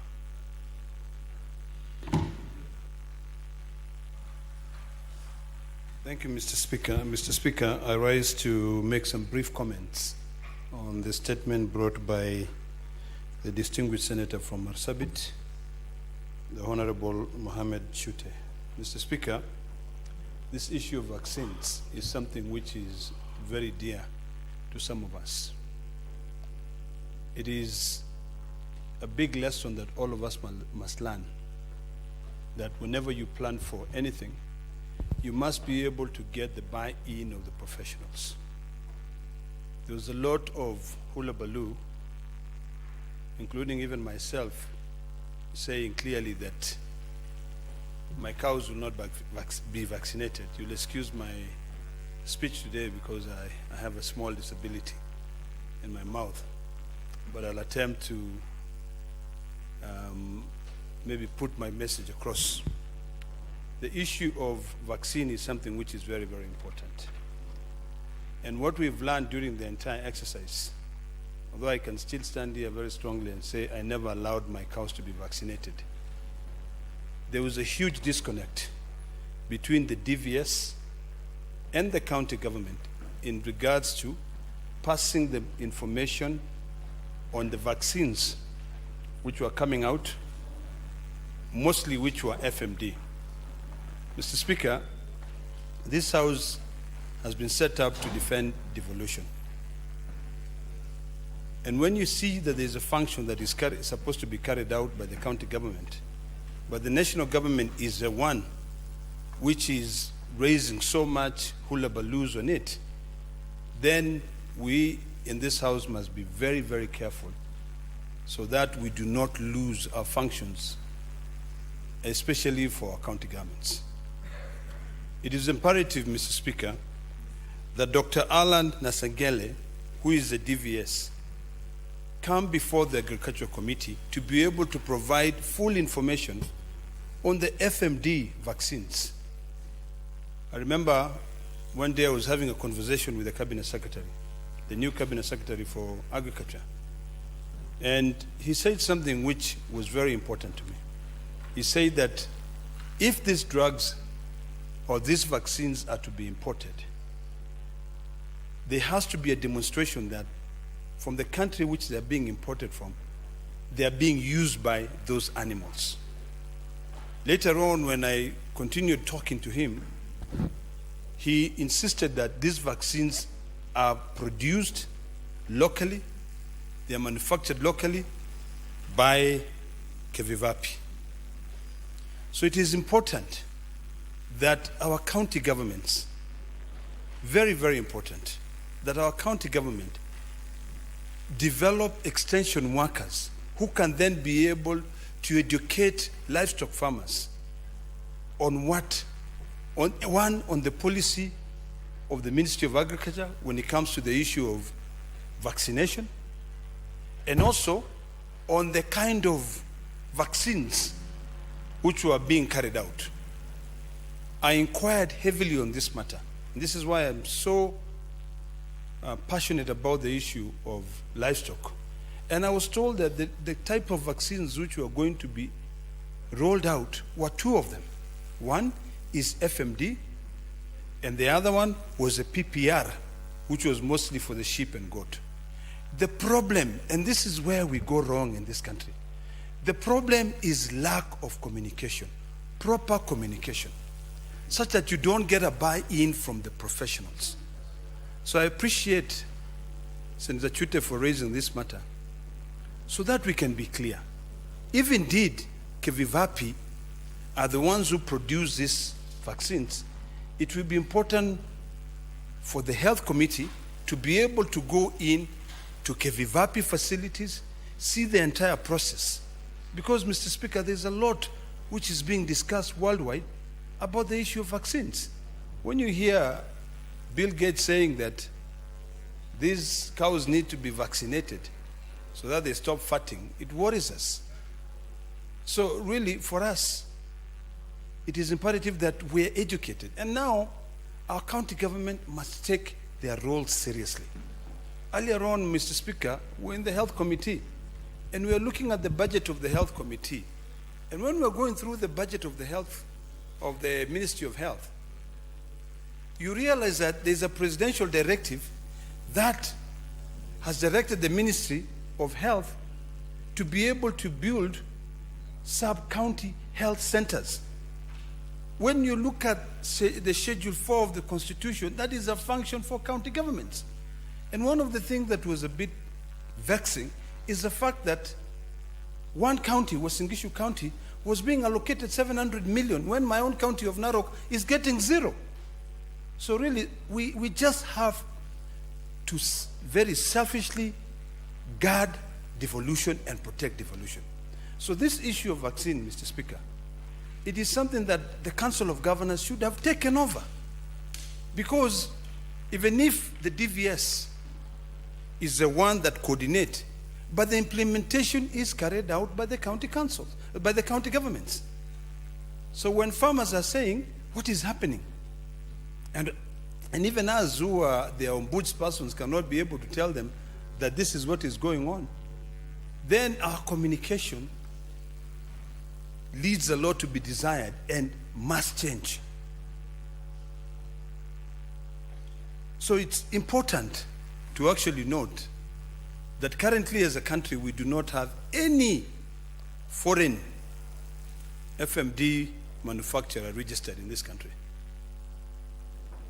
So if indeed we are dealing with the issue of FMD, we now have to dwell deeper into the issues of the borders. Because if we take care of our cows in country, what about the cows and sheep and goat that come from our neighboring country, Somalia? What about the cows and sheep and goat that come from Ethiopia? What about the ones that come from Tanzania? So these are things that all of us must really be alive to. So I hope that when the Committee on Agriculture is going to be investigating the issues that Senator Chuta has raised here, it can actually visit Kevivapi. And I hope that also that Dr. Alan Asegele, the DVS, can pull up his socks and issue out communication, sensitize the professionals, so that when these professionals are going into the field, they can be able to educate our people. Finally, Mr. Speaker, there are a lot of fake parasites, a lot of fake animal vaccines in this country. You will find that nowadays, people have moved away from the traditional dips where they used to be able to, put the parasite in so that it can be able to kill all the ticks, the blue tick that is affecting the cows. I think it's about time now that the county government start rehabilitating the old dips so that we can control these diseases. These pumps which are being sold in the market nowadays, some of them are from China, some of them are being made from any other part of the world. You come, you use them, they are not even effective. The control of the parasites is also not being controlled effectively. So the DVS must actually now take charge to see that we can be able to control these diseases, animal diseases in this country. We cannot survive without livestock. I'm sure Mheshimiwa Chute cannot survive without the sheep. I was in Marsabit once, and there were like almost 10,000 sheep being taken care of by one person, and goats. Neither can I survive without the cows. So this is something that it's important for us to work together to know what is our capacity. I like that question. How much can we produce locally? And since this is a function of county governments, can we then now talk to Kevivapi to be able to set up stations across the counties so that even it can be able to buy in and get the approval from the farmers? So this is a very good statement, quite timely, and I hope that all of us, including myself, when we get the report from the Committee of Agriculture, we can be convinced maybe to accept for our cows to be vaccinated. I thank you, Mr. Speaker. Senator Veronica Ndwati. Thank you, Honorable Speaker. I rise to support the statement that has been brought to this House by Senator Mohamed Said Chute, the Senator for Marsabit County, on the foreign nationals working in Kenya's informal business sector. Honorable Speaker, at the very onset, it's important to note that Kenya has an open visa issuance system where it has encouraged many visitors from across different countries, from the neighborhood, from within the African continent to visit our nation. However, Honorable Speaker, the number of foreign nationals that are working in the informal business sector has fundamentally increased. And Honorable Speaker, as you are very aware, every county and even the national government is grappling with how to create jobs for the young people within the Republic of Kenya. So we have jobs like saloon work, hawking, and very small scale enterprises being done now by foreign nationals who are not Kenyans. In a very ideal situation, Honorable Speaker, even foreigners should help to grow the economy. However, there is a balance that needs to be struck and a framework that needs to be developed so that even foreign nationals, if they are allowed to work here, then they fall within the framework, the legal framework that is set by the nation. Why do I say so? Because, Honorable Speaker, if you track down Kenyans who are in other countries, in the neighboring countries, in Tanzania, in Uganda, you track them in Zambia, in Congo, in South Africa, every jurisdiction and every nation is pushing that rules are implemented on immigration, such that if you find the Kenyans who are in South Africa, they would have to make certain applications to be allowed to work within South Africa. Until we have developed a framework within the AU that enables the nationals to crisscross the countries and remove the boundaries, and we make a system like what we have as a Schengen visa, it becomes very difficult, Honorable Speaker, when one country has then opened its boundaries and the rest of the countries around that nation have equally not opened those boundaries and allowed the nationals to work. So that the request by Senator Mohammed Said Chute that we take stock of the number of foreigners who are working, especially the target being in the Kenya's informal business sector, where maybe the Kenyans should first be given priority, then we need to take stock and see whether we are having a proper balance of trade between our nation and other nations. The way other nationals come in here and they are working in the business sector, small-scale businesses, are Kenyans able to work the same way? For instance, in DRC, are they able to work like that? In Somalia, are they able to work like that? In Sudan, in Egypt, and across the continent, and even across the seas, in Europe, in US, you will find every nation has its own structure and system. So I want to support this statement, especially because we must ensure that our young people who are looking for jobs, looking for opportunities within the small-scale business enterprises, and within that sector, the macroeconomy sector, they are not cut off by the foreign nationals that have to work. So I support this statement that the minister or the cabinet secretary should come and account to the House on the number of foreign nationals who could be working within Kenya and the existing labor and immigration policies that need to be implemented, and that data should now be considered with the Kenyans who are working abroad to see whether we are getting complementarity in terms of application of the immigration laws and policies. So, Honorable Speaker, I support this, and I also support that every foreigner who's working in Kenya must definitely do so when they are licensed within the special sectors that they should be working in, and that even the taxation is able to net the benefit that they are receiving from the Kenyan economy goes back to equally support the infrastructure within which they are trading. What is the taxation regime that is being applied to the foreign nationals when they are earning in Kenya?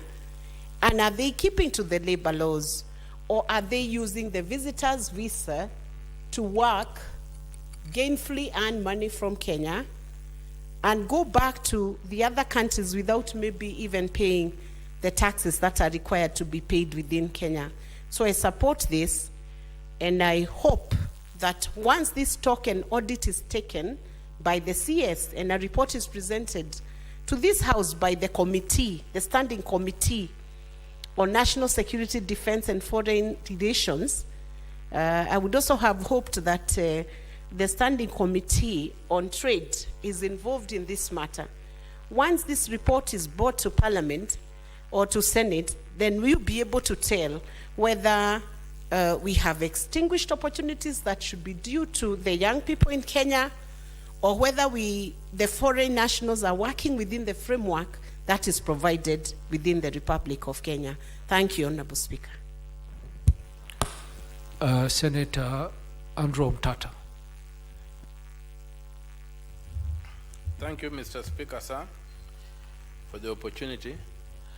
I'll begin by commenting on the statement regarding the vaccination, or the much hyped vaccination of animals. Clearly, we're dealing with something that was not ordinary and normal. Vaccination of animals has not been a new thing in this country. Animals are vaccinated, and are usually handled by departments. But a nationwide one-time vaccination of animals has never happened in this country, unless where we have got quarantines. And the quarantines are not new. Towns like Karatina are corruptions of the word quarantine, because they used to be major quarantine centers. And so, when we came up in this particular state, I would like the statement to really get out of where we are being persuaded to go, and tell us what was the emergency that required the head of state to personally take up and run with this particular vaccination program. What were the intentions? What were the expected outcomes? Because it was totally out of the ordinary. We shall have periodic vaccinations when there are outbreaks of diseases and what have you. But I cannot recollect a day when there was vaccination driven from State House. So that vaccination from State House is the elephant in the room, not just the question that we are whether or not animals will be vaccinated. Even today, animals are being vaccinated. I also would like to support the observations by Senator Olekina that we have got very many fake products on the markets. I don't know how the standardization or the inspection of these products are done, but there are many fake products, and many farmers have fallen victim to buying these products and administering to their animals, and they don't get the desired results. Associated with that is the cost of vaccination. Vaccinations have become very expensive, and ordinary farmers, most ordinary farmers cannot afford them. You even found when you have got the county governments, you'll find that county government officials who are employed to serve the public, at times those veterinary officers charge for their services. Some tell you we have gotten this, we have gotten that on our own, so we are charging a fee.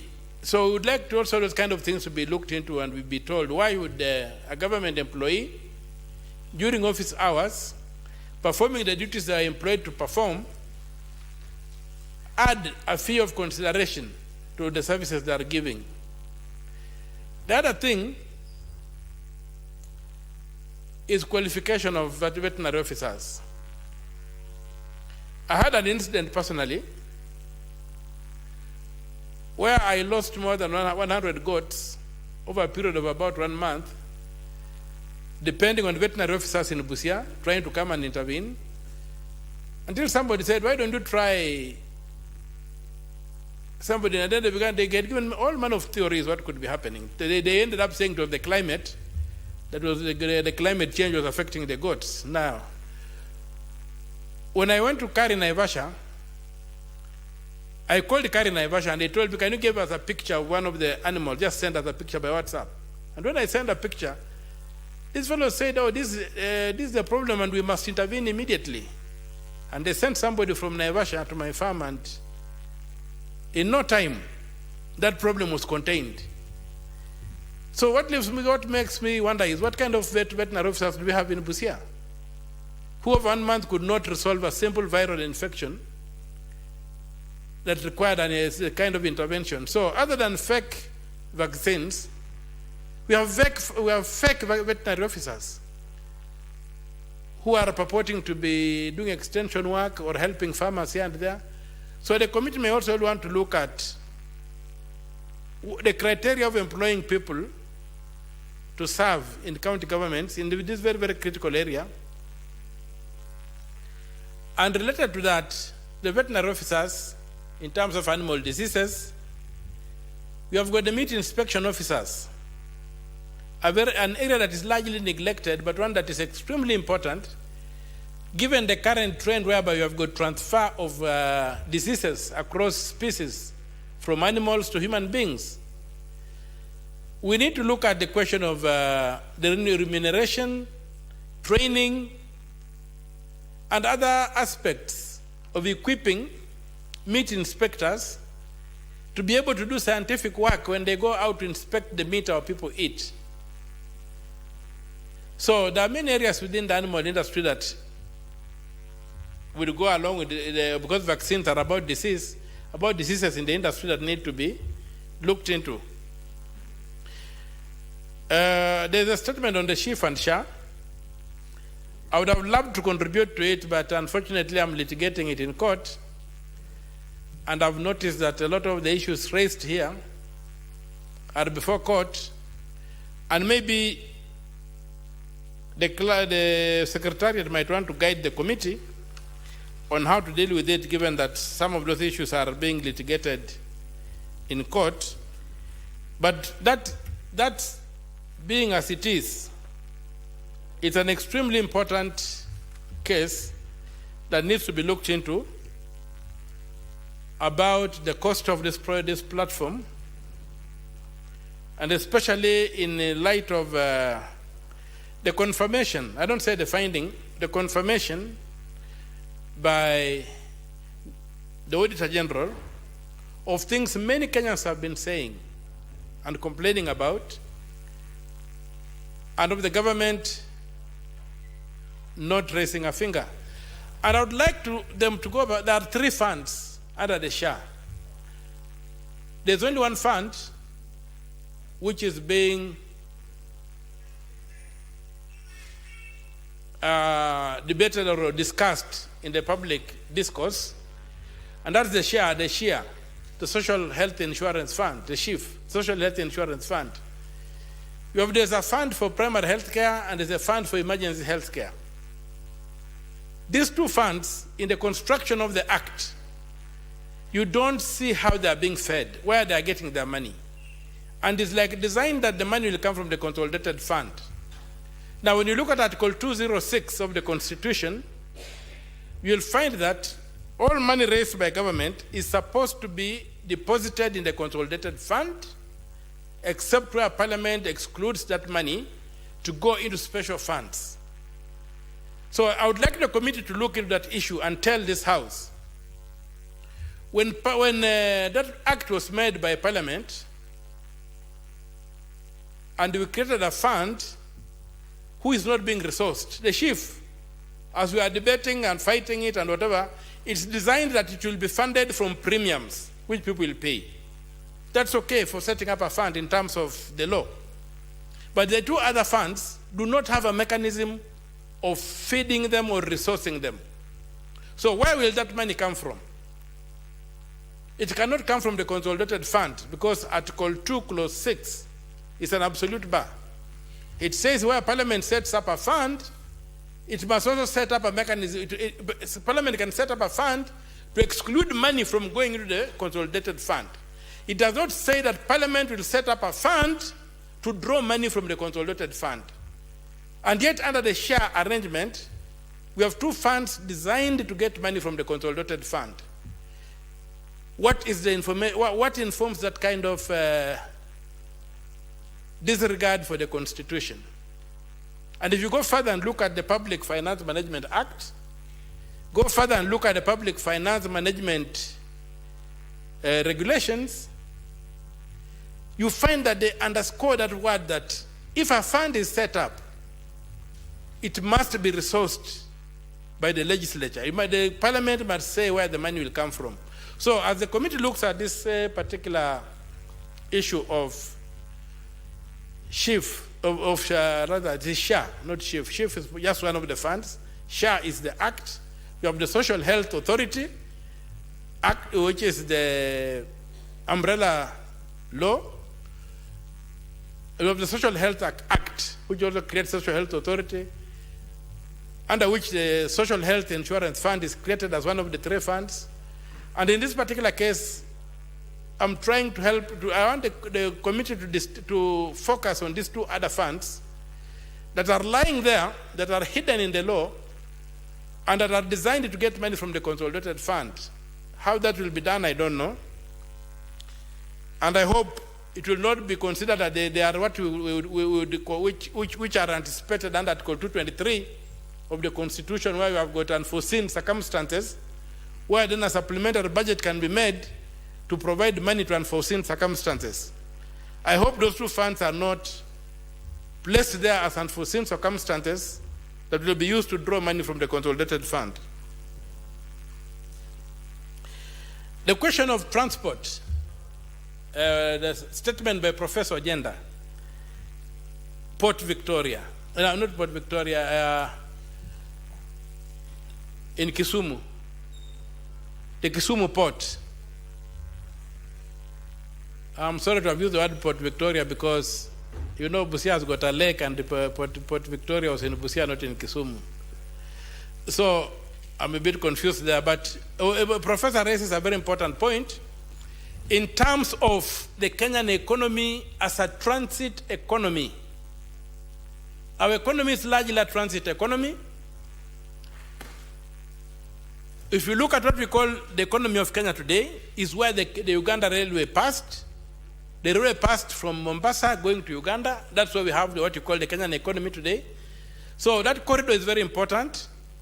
When you look at the traffic on that road, on our roads, the most common vehicle is the trailer, carrying goods into the hinterland or carrying empty containers from the hinterland back to the coast. Kenya's place of advantage is being challenged by the emergence of Tanzania, the ports in Tanzania. We should also wake up and look at the fact that the Tanzanian territory is largely flat and it's easier to transport across. But the Kenyan territory is a bit steep. You have to cross the Rift Valley, you have to go, and when you go to the Ugandan side, it becomes a bit steep. So we need to look at how do we expand our infrastructure. The standard gauge railway, the meter gauge railway, and the roads. We should not neglect the roads. We should have a deliberate move to dual the road from Mombasa to Nairobi to Nakuru, and then branching off to Kisumu and to Eldoret, then to Busia from Kisumu, and to Malaba from Eldoret, so that we can preserve our comparative advantage over. Senator Omtata, due to time, I would have to ask you to conclude so that we can give the other two senators who want to speak on the statements. I'm well guided. An opportunity, thank you. Thank you, Mr. Speaker. So that by dualing these roads, we continue giving, we invest in efficiency to be able to compete with the natural terrain that Tanzania has. We have got this other road that goes through Namanga. If you look at the Kenyan side, the road funded by the same funder, the Tanzanian side, the road is wider, the road is smoother, the road has got no potholes. On the Kenyan side, the road is already breaking up, the road is narrower. Who cast us? Why are we having this? So let us invest in this infrastructure, knowing that our country cannot even produce enough food. We provide on the service industry. We must also go back and focus on the LAPSET. Open up the northern corridor so that you can have another artery of business from Lamu, going all the way and opening up those sides of Somalia. So let us take that statement very, very seriously, knowing that with the emergence of strong economies in the East Central Africa, with them also manufacturing things that we have been manufacturing in Kenya, our lifeline might remain in us being to transport things affordably, cheaply, and of course the corruption on our roads. We have to crack down, we have to eliminate corruption, we have to make sure that the non-tariff barriers to transporting through Kenya, insecurity and what have you, goods being stolen, are taken out. The government should promote the establishment of proper garages along the corridors so that when trucks fall down, they're able to be serviced. And in Busia, there's a big piece of land in a place called Elechom, behind, just transversing the border, it's about 300 acres. The government should consider putting up a trailer city on that piece of land so that we don't have congestion on our sides. Trucks can drive without non-stop, they get there, then all the procurement can be done, and they simply cross over to Uganda instead of having our roads cluttered with congestion and what have you. Thank you, Mr. Speaker. With those few remarks, I support the motions I've commented on. Senator Hezena.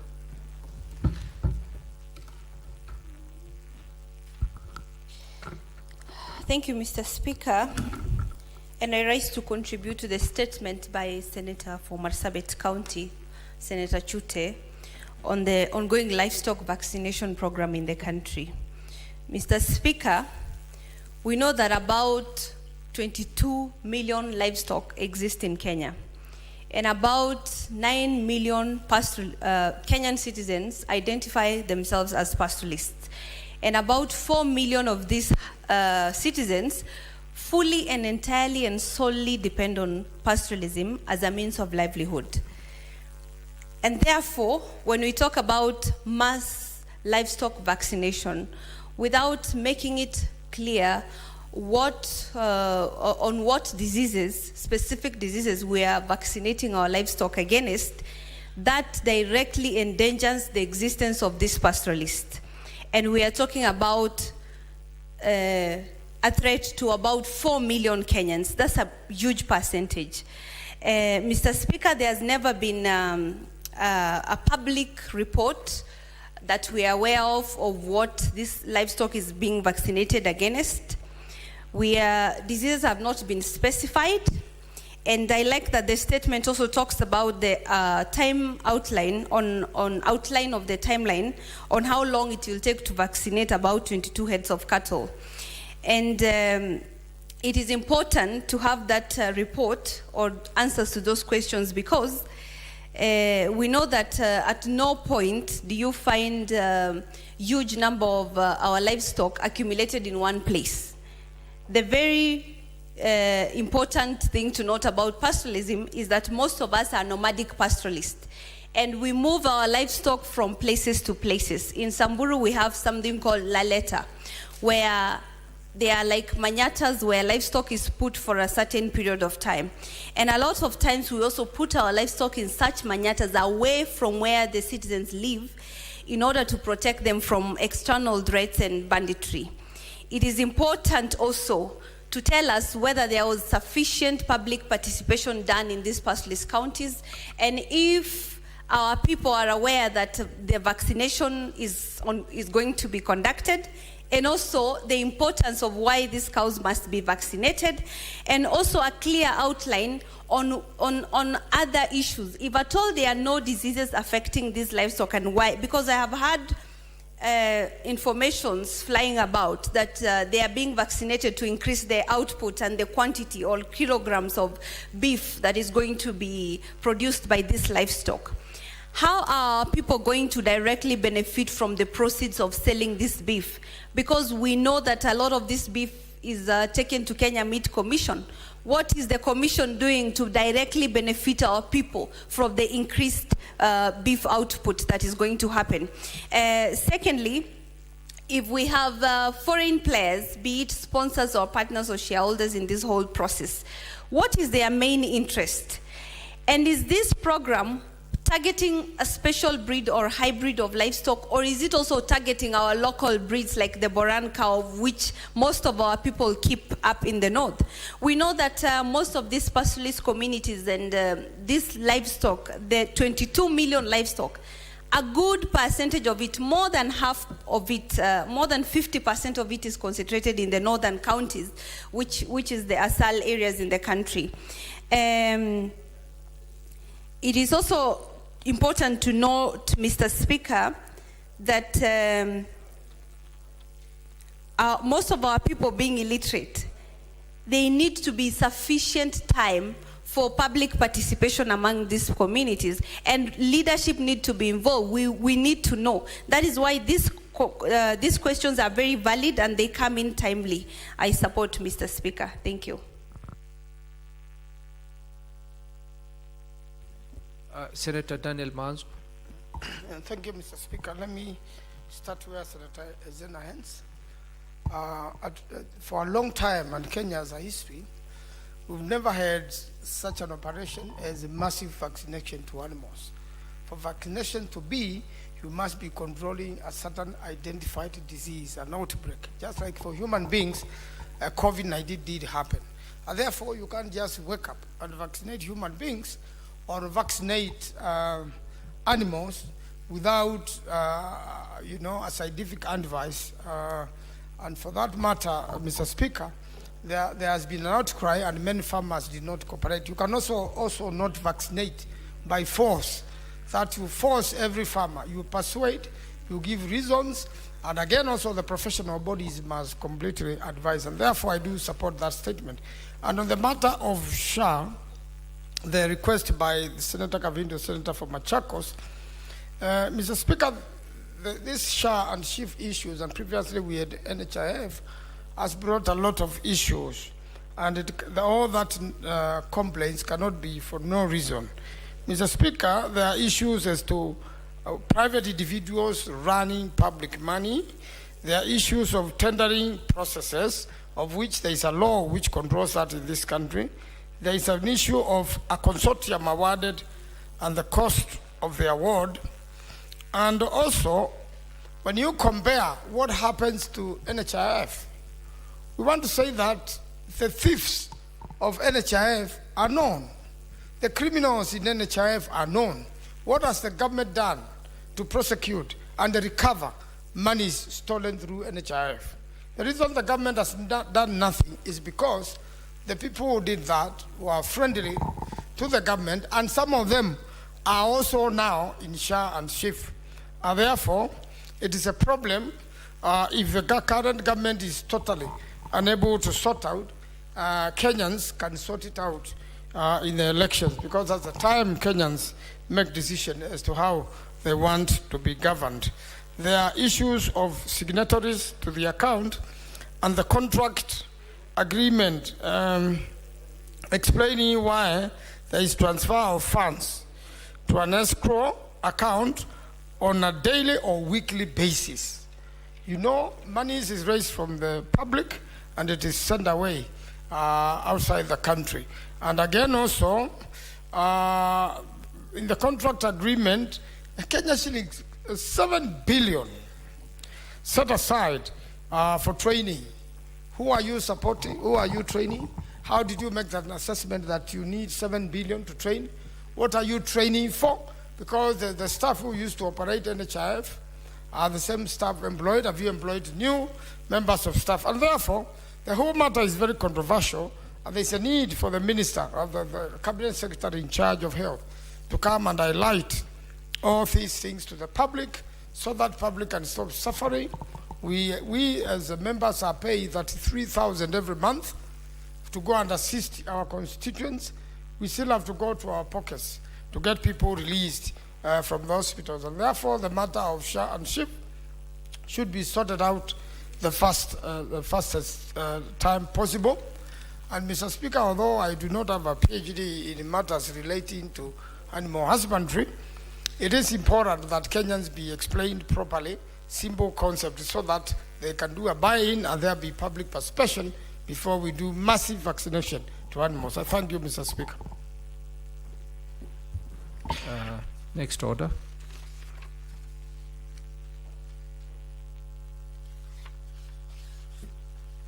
Order number 8, the County Government's Revenue Raising Process Bill, National Assembly Bills number 11 of 2023, first reading.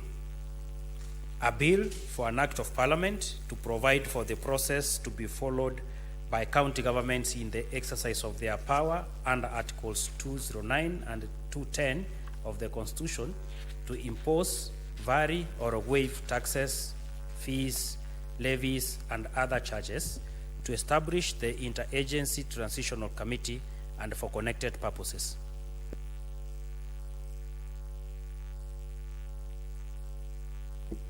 Order number 9, the Business Laws Amendment Bill, Senate Bills number 51 of 2024, first reading. A bill for an act of parliament to amend various laws and for connected purposes. Next order.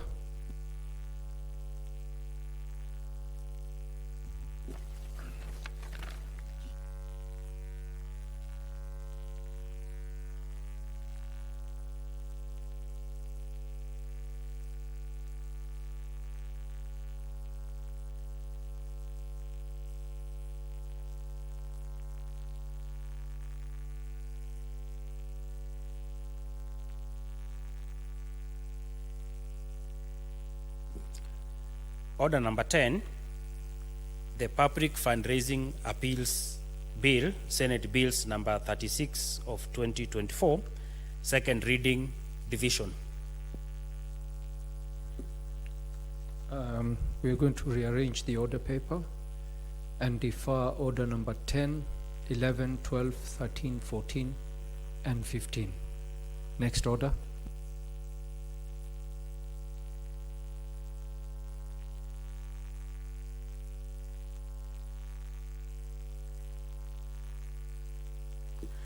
Order number 16, motion, consideration of the report of the Standing Committee on Finance and Budget on the 2025 Budget Policy Statement.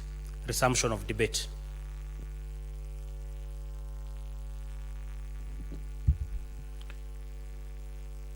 Senator Methu is not here. Senator Manzo, you want to contribute to the report on the Standing Committee on Finance? Okay.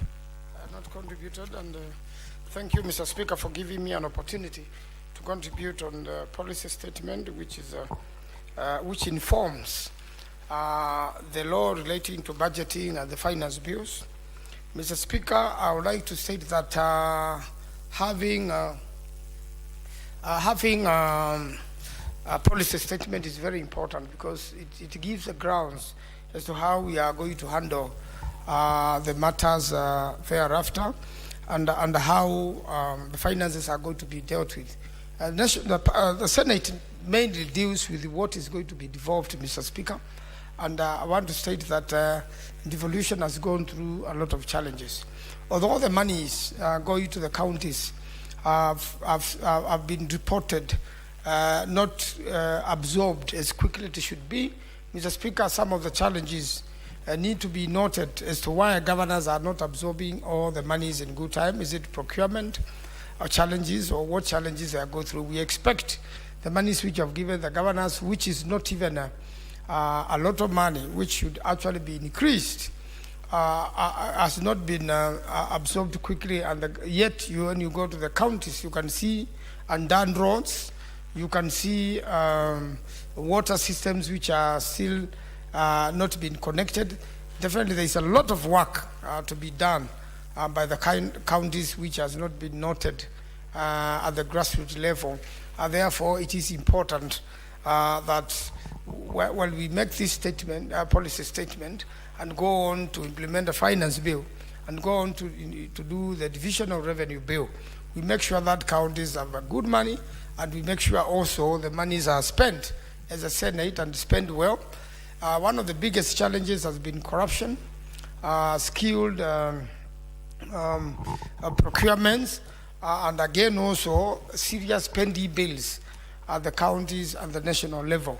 When you hold money from businessmen and women at the national level and the county level, then the economy stops circulating, and therefore it is important to clear all the pending bills, the ones which have been verified, both the national government and the county government, so that money can be in circulation and these businessmen can be motivated to do more work for the people of Kenya. I thank you, Mr. Speaker. I support. Senator Danson Mungatana.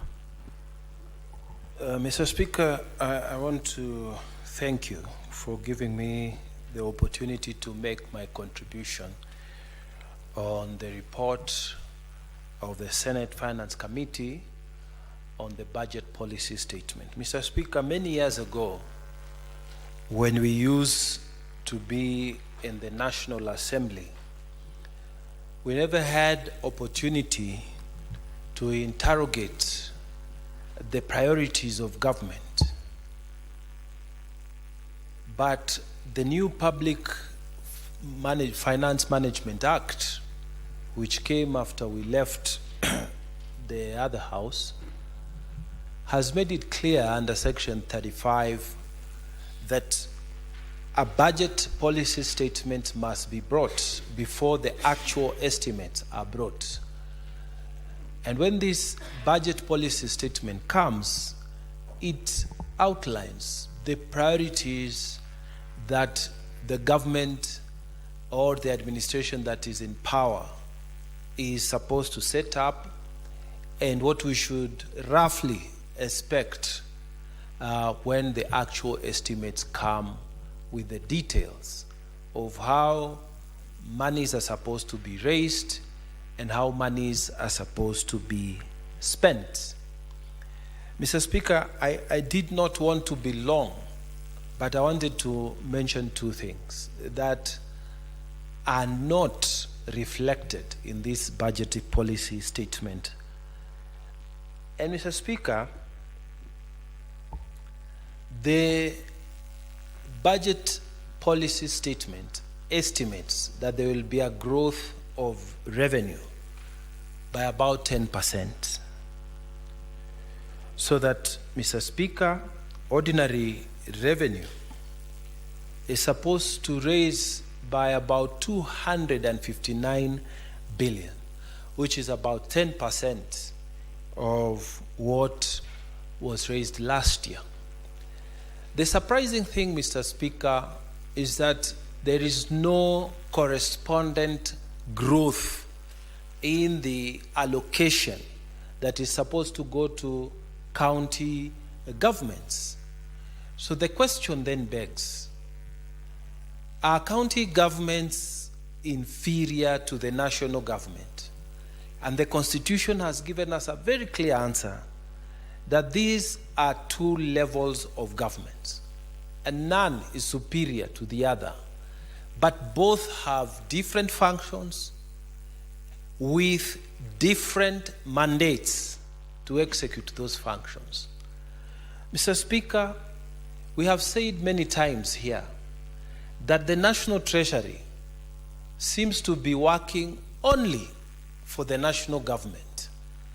Because surely if ordinary revenue is rising by 10%, the logical thing is that county governments then should expect a 10% increment. That should be the projection. That should be the allocation.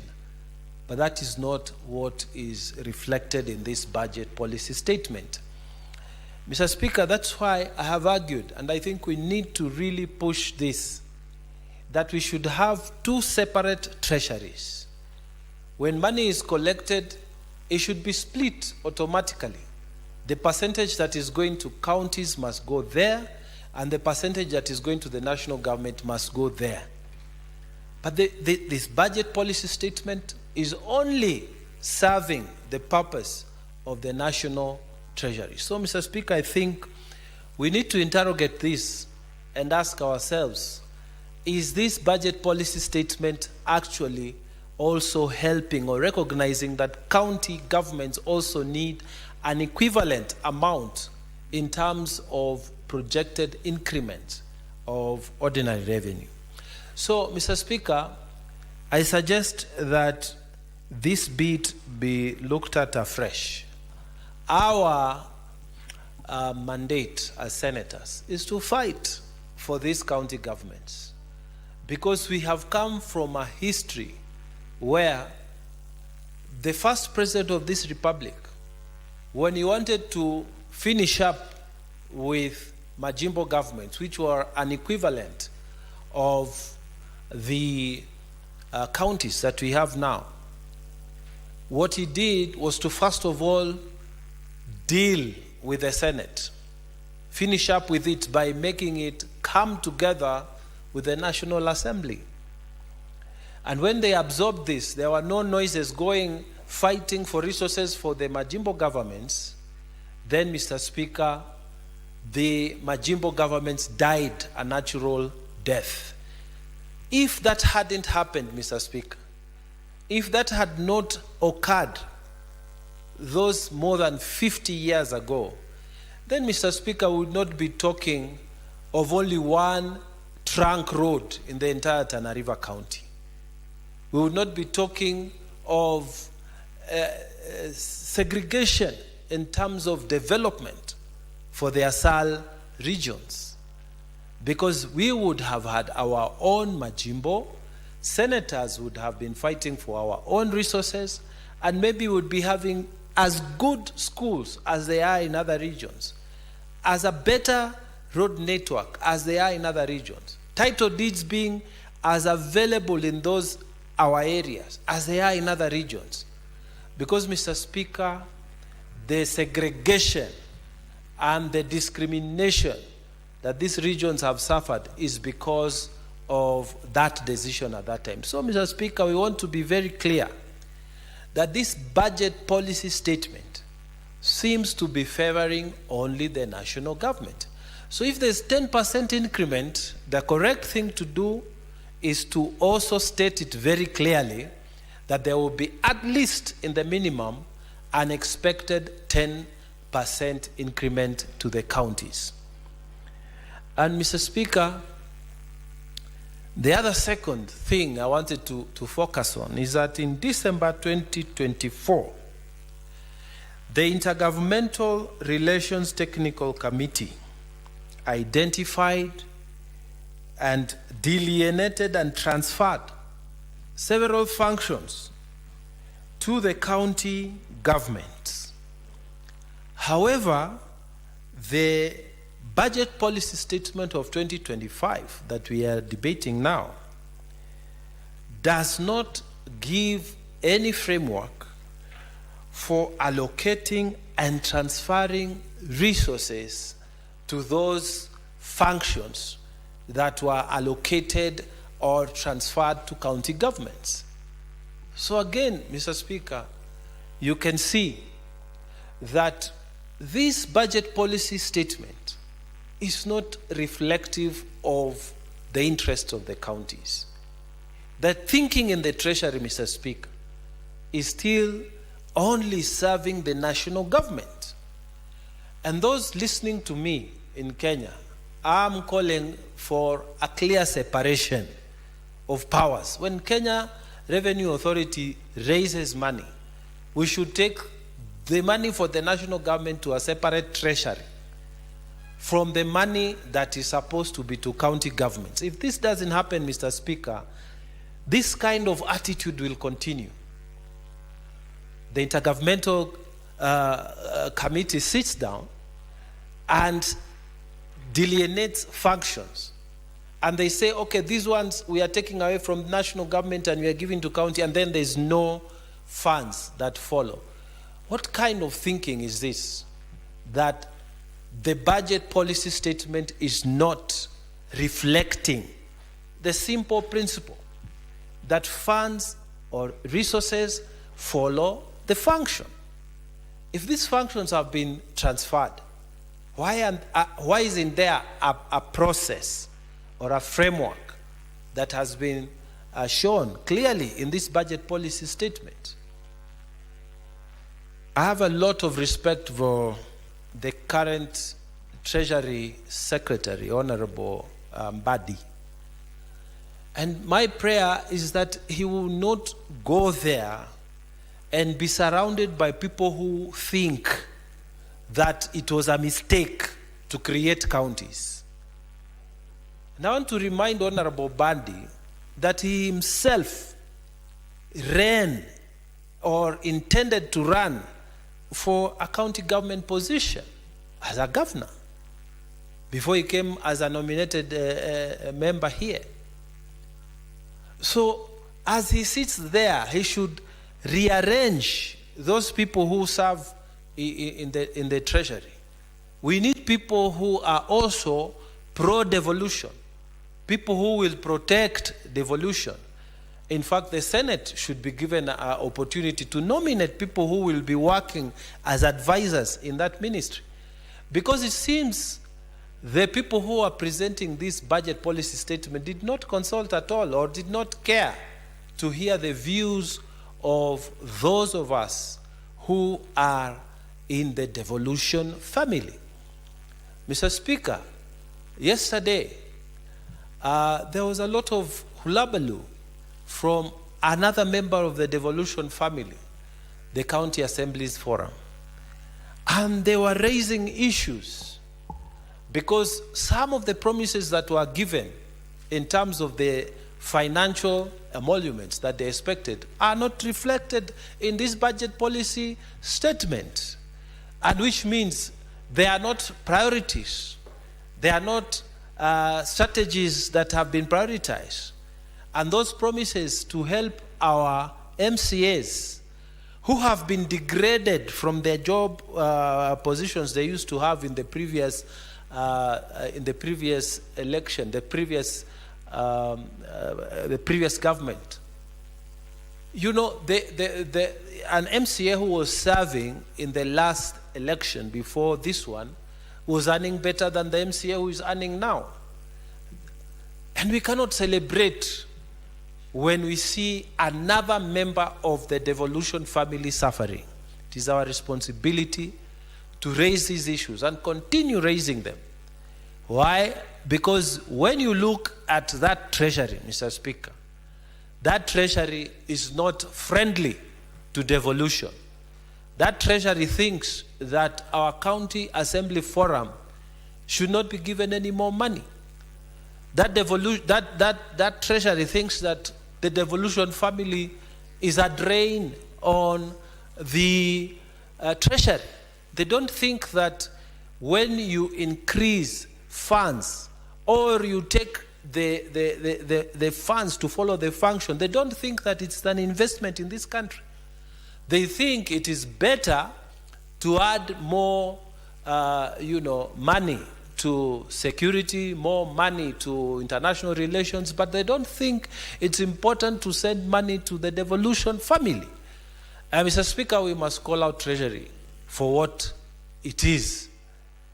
Mr. Speaker, I fully support this report by our very able Finance Committee under the leadership of Captain Orwoba, Senator for Mandela. And we thank them because they have flagged out these issues. These issues are on record. And my own addition would have been that we need now to deliberately populate that treasury with people who think devolution is important. That treasury needs to be drained, Mr. Speaker. That treasury and the workers there who have grown up there thinking that counties are not important, counties are a nuisance, members of this devolution family are not important.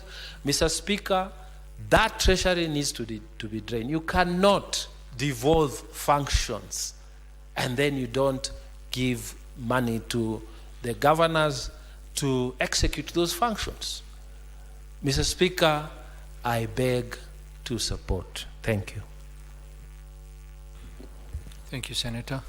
There being no other senator wanting to contribute, I will ask the mover to reply. Is it Senator Boni Kalwale or Senator Tabitha? Vice Chair, okay. Vice Chair, Budget. Thank you, Mr. Speaker. And I really want to start by appreciating all colleagues, all senators that have given their views and remarks on the issue of BPS. Mr. Speaker, as a reply, I want to mention that where we've come from as far as BPS is concerned, it's what we do every year. It has a timeline, an issue that as a committee we've also been able to raise on the timeline that is given by 15th of February, which of course has not been very appropriate, but I'm happy because this is an issue that is before the committee. We've been deliberating on it for amendments so that more time is given as far as matters budget are concerned, Mr. Speaker. That was just a mention because I know it's an issue that most colleagues have raised, because matters budget is, these are matters that each and every committee has to look at, and time has been a very key factor, Mr. Speaker. Mr. Speaker, PBS being a government policy document which sets out the broad strategies and priorities and also policies and goals which guides the national government and the county governments as far as preparation of budgets are concerned. And this is a very important process at all levels, both national and county government, and also as parliament. It's a mandate that we really undertake. It contains the assessment of the current state of the economy, Mr. Speaker, including the macro forecast as well as the priorities of the government, current pillars, growth and strategy directions, the financial outlook, which also concerns government revenues, expenditures, borrowing for the next financial year and over the medium term. And when I talk about borrowing, Mr. Speaker, this is where, this is really where we need to have a deeper discussion when it comes to the issue of borrowing, Mr. Speaker. Today, Mr. Speaker, when we also had the CS for finance and we touched on the issues of this particular borrowing, you realize even as we support counties and during this budget process, these funds that we budget, some of the monies also come from what has been borrowed. The loans that bring about the issue of both domestic borrowing and external borrowing, Mr. Speaker. So it's a matter that we need to be privy of, because then that borrowing plays a very big role as far as these budgets are concerned, Mr. Speaker. And that's why as a committee we emphasize on the timelines for the system that is supposed to maximize on the on-source revenue collection by the county governments, as much as we support county increments, but also we should be able to push for more on-source revenue at the county levels. The proposed expenditure limits for the national government includes those for parliament and the judiciary, and the indicative transfers of county governments, as I've earlier said, that is through the division of revenue. The fiscal responsibility principles and financial objectives over the medium term, which includes limits on the total debt, Mr. Speaker. As I continue, we could not have tabled this report, of course, Mr. Speaker, without engaging our stakeholders. And allow at this point I also mention our stakeholders and really thank them for their massive submissions and our intense discussions that we had. That is starting with the CRA, Commission of Revenue Allocation, COG, led by the good governor of Wajir, Institute of Certified Accountants, that is ISPAC, we had the Budgeti Hub, the County Assemblies Forum, the Institute of Public Finance, the HENET, the Institute of Economic Affairs, Okoa Uchumi, the 13th constitutional commissions and independent offices, and members of the public, that is Mr. Kevin Ronyo, Mr. Peter Joroge, and Mr. Elid Matindi. And Mr. Speaker, these are stakeholders that we really walked a journey with in the different aspects of our committee and the different issues that we tackle. Mr. Speaker, the theme for the 2025 PBS is consolidating gains under the bottom-up economic transformation agenda for an inclusive green growth. The PBS, Mr. Speaker, does envision the global economic growth performance at 3.2%, Mr. Speaker, was at 2024, with projections of 3.3 for this year, 2025-2026. The economic growth is developing economies, which is projected to stabilize at 4.2% in both 2024 and 2025. The National Treasury, Mr. Speaker, estimates the economy to grow by 4.6 in 2024, down from 5.6 in 2023, with projections of 5.3%, both in 2025 and 2026. Mr. Speaker, for the first half of 2024-2025, revenue performance fell short of 1.4 billion by 107 billion as at December last year, with a collection of 1.3 billion. This was majorly occasioned by underperformance of the ordinary revenue to a tune of 93.3 billion. The 2025 PBS then proposed several initiatives to be able to improve revenue collection and also maximize the revenue collection, which includes the operationalization of the national tax. I don't know why that is keeping me today. And the medium-term revenue strategy of 2024 and 2026-2027, strengthening tax administration, broadening the tax base, reducing tax expenditures, leveraging on technology to modernize tax processes, and closing revenue loopholes, improving tax system efficiency, and a focus on non-tax revenue that MDAs can generate through public services. Mr. Speaker, the government, the PPS overall budget for financial year 25-26 is 4.3 billion, which is 9.8% above the approved expenditure in supplementary 1 for 2024-2025. You realize the previous allocation for division of revenue to the counties is 387.7 billion.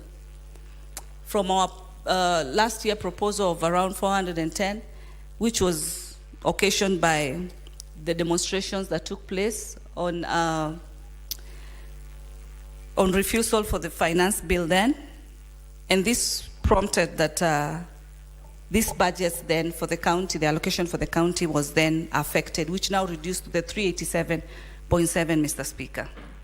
The shareable revenue is expected to grow from a projected 2.5 billion at the end of 2024-2025 to 2.8 for financial year 25-26. Mr. Speaker, then this is a growth. And then I listened to my good friend, Senator Mungatana, when he talked about there's an increment as far as revenue is projected, then the same should reciprocate when it comes to the county allocation, Mr. Speaker. What we have proposed as a committee, Mr. Speaker, is an increase from the 387.7 to 465 in total to the county government. And if I would just mention on how we were able to come up with this particular figure, Mr. Speaker, you note that we have increments that then affect the county government. One of those increments is the housing levy deduction, which totals to about 4.1 billion, and that is supposed to be taken care by the county governments. The enhanced contribution to NSSF, Mr. Speaker, which totaled to 6 billion. Matching allocation to the KIPES project, and that actually is only to the 18 counties, which is at 11.8 billion. CHPs, our very dear health promoters out there, their budget is 3.23 billion. This is the responsibility of the county, Mr. Speaker. Annual wage increment, which is normally about 10%, amounts to 6.3 billion, which cuts across the 47 counties. Basic salary increment for doctors, CBA, for 2017, and which amounts to about 3.5 billion, which totals to, all those total to 34.9 billion, Mr. Speaker. These are some of the issues we had raised last time when we actually increased the division of revenue figures. And now with the sums that I've just read out, they justify the increment to go up to 365 billion. It is further expected, Mr. Speaker, also, sharing of the equitable share among counties for the next financial year shall be using the proposed fourth formula basis, which I know is a very critical issue that we very highly participate, and in full recognition of the physical impacts of the new formula from previous years. The committee has provided for an additional 14 billion to cushion all countries from the transitional effects of the new basis. So this 14 billion, including the 34.9 billion, including the previous amount of the 387 allocation 0.7, will be able to give us the 467, Mr. Speaker. Mr. Speaker, In our recommendations as a committee, we recommended that the county equitable share for this financial year should be the 465. The national government equitable share should be 2.3. Equalization fund, Mr. Speaker, this is a fund that as a committee we've gone further and really asked that the Treasury allocates or disperse the remaining 10 billion. This money actually does not increase, Mr. Speaker. It's money that was allocated, some has been dispersed, and the other money, the other balance is actually just spending. These are issues that can come to closure when the Treasury will allocate these particular budgets, so that the main focus of what the equalization fund was to achieve, then we'll be able to achieve, because it was really to touch on critical issues, one of them being health, Mr. Speaker. And we know the issues of health, the way they are so sensitive. So equalization fund 10 billion should be, is what we proposed as a committee, so that we can be able to see that the fund meets its goals. Additional allocation to counties, 69.8 billion, Mr. Speaker. Mr. Speaker, last year, when I sat in the mediation committee on county additional allocations, we were not able to conclude because of the timelines. And Mr. Speaker, one critical issue that brought about forth and back, and I want to mention to Senator Mungatana, I heard him talk about the CS Treasury. CS Treasury, when he appeared before our committee today, was able to categorically state that he is not happy with the wrangles that are there between the National Assembly and the county governments, Mr. Speaker. Because as Senate, we fully support the county governments as far as the issue of RMLF is concerned. Today, even as we speak, the bill for county additional allocation that has been proposed by the National Assembly has scrapped off RMLF completely. Our bill on our side, we have not scrapped off, because these roads also are belong to the counties, and counties need to improve these particular roads. There's nothing wrong with them having their funds. The funds for county headquarters have also been scrapped off by that bill, but of course, for where we sit as a committee, we understand the need for counties to be able to come to a closure as far as those issues are concerned for the county, there's 5 county headquarters. So you find there's forth and back. I agree that we should also be part of the budget process as a house. This should not just be the responsibility of the National Assembly alone. And that is why, Mr. Speaker, we end up having forth and back. Forth and back. And then who suffers? The mwananchi suffers.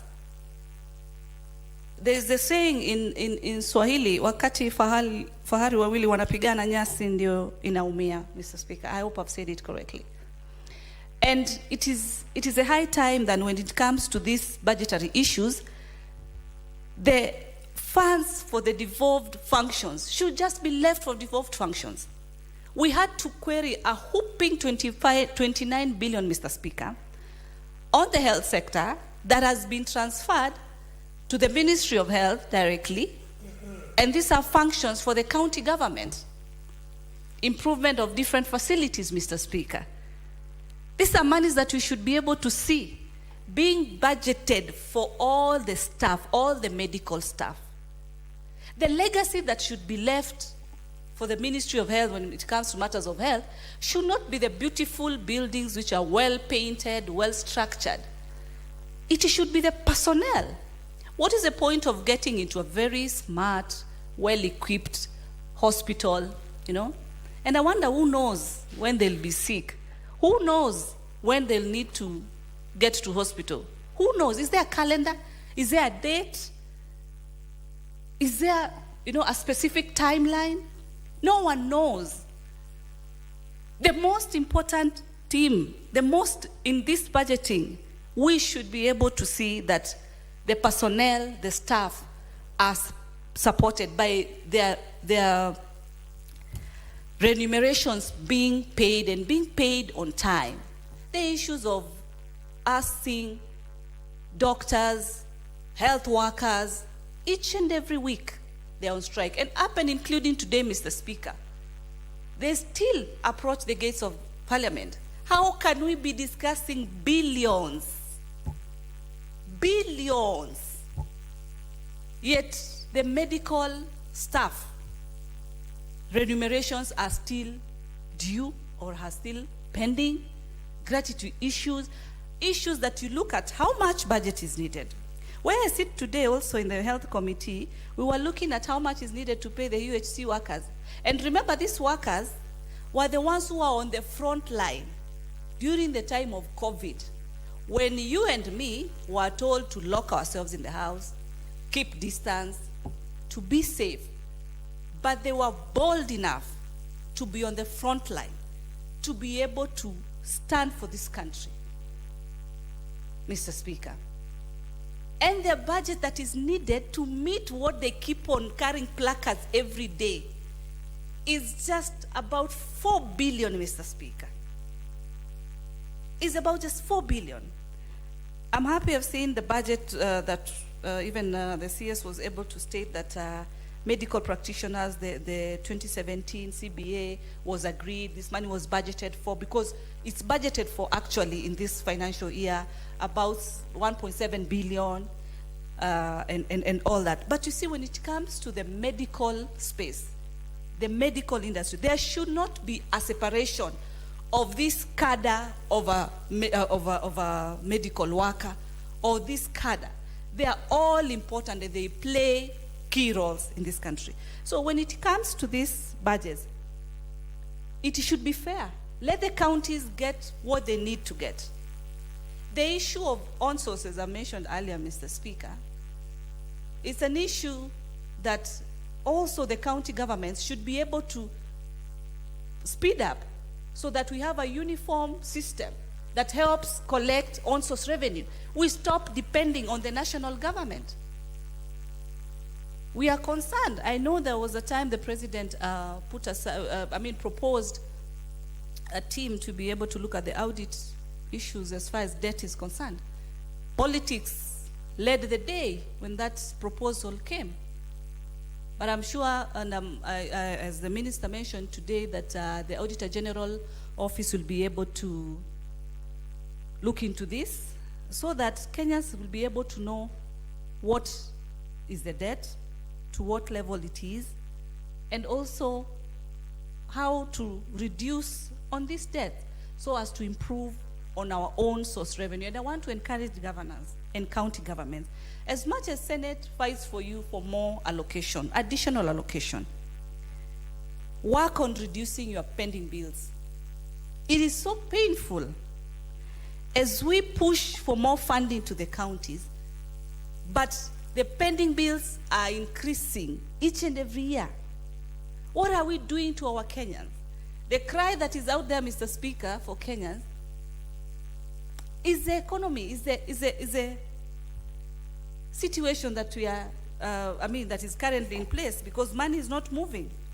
If these bills cannot be sorted, Mr. Speaker, then of course our people will continue, crying. We look at the domestic borrowing versus the external borrowing. We are at 65% and 35% borrowing from externals. What are we doing to the private sector? I also noticed, Mr. Speaker, that even the CBK rates for the bank are not being fully implemented by all the banks. Where do we leave the private sector, Mr. Speaker? We cannot all fit within the space of the government sector. The private sector plays a very key role. So these are some of the issues, Mr. Speaker. And all said, I really want to appreciate my committee members, led by my very good chair, Captain Ali Roba, Senior Boni Halwale, Doctor, Senator Faki, Senator Shakila, Senator SC, Mariam, and Senator Onyonka, because these are issues that we've deliberated very highly as a committee. And I want also to appreciate the Secretariat, led by Gitonga, Beverly, Lucy, and the team, Kioko, all the team that we work very closely to ensure that we are able to give a good report. And in those many and few remarks, I beg to reply and request that the putting of the question be deferred to a later day pursuant to Standing Order 66-3. Very well, it's deferred. Next order. Order number 11, motion, consideration of the report of the Standing Committee on Finance and Budget on the 2025 medium-term debt management strategy.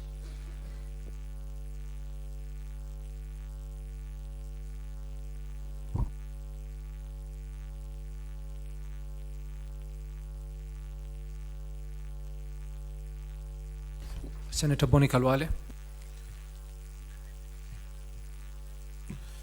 Thank you, Mr. Speaker. Mr. Speaker, sir, I rise to move the report of the Senate Finance Committee on the medium-term debt management strategy for the year 2025. Mr. Speaker, the Senate adopts this report as contained herein, and as we do so, Mr. Speaker, it's good for us to bring it to the attention of the House that the medium-term debt management strategy is pursuant to Standing Order, pursuant to Section 33 of the Public Finance Management Act, Cap 41 2A. The MTDS provides a framework for informed decision-making on public borrowing and debt management. It gives and guides the national government in structuring the debt portfolio to minimize costs and risks while ensuring sustainability and supporting the government of the domestic debt market. Mr. Speaker, the MTDS was tabled in Parliament on 13th of February 2025 and subsequently committed to the Standing Committee on Finance and Budget for consideration. Its submission aligns with Section 331 of the Public Finance Act 2012, which mandates the Cabinet Secretary responsible for finance to submit to Parliament a statement outlining the national government's debt management strategy. It provides information on the following key elements. 1, the stock of public debt as at the date of tabling of the statement. 2, the sources of the loans required by the national government and the nature of the guarantees issued by the national government. And 3, the principal risks associated with these loans and guarantees. Not to mention, Mr. Speaker, number 4, the assumption underpinning the debt management strategy, and of course, an analysis of the sustainability of both actual and potential public debt. The resolution of the House on the report of the medium-term debt management strategy shall serve as a foundation for determining the appropriate limits on proposed domestic and external borrowing. Additionally, it shall inform the approval of the budget policy statement report. Mr. Speaker, the 2025 MTDS outlines the following strategy.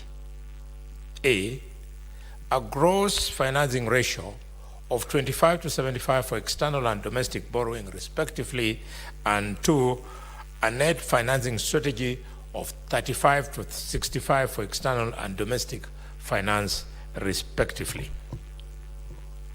Mr. Speaker, this underscores the continued reliance on domestic market as the primary source of financing for fiscal deficits over the medium term. As at the end of January 2025, the total stock of public and publicly guaranteed debt stood at 11.02 trillion shillings, equivalent, Mr. Speaker, to 65.7% of the GDP, up from 10.58 trillion, which was equivalent to the same 65.7% of the GDP in June 2024. This figure is projected to rise further to 13 trillion by June 2027. Consequently, debt servicing costs are expected to increase to 1.97 trillion by June 2025 and further to 2.4 trillion by June 2027. Additionally, debt service payments, including interest and redemption payments, are projected to remain elevated, averaging 60% of the total income. This underscores the tightening fiscal space and highlights the urgent need for a robust debt management strategy aimed at minimizing costs and mitigating the risk associated with high debt distress levels.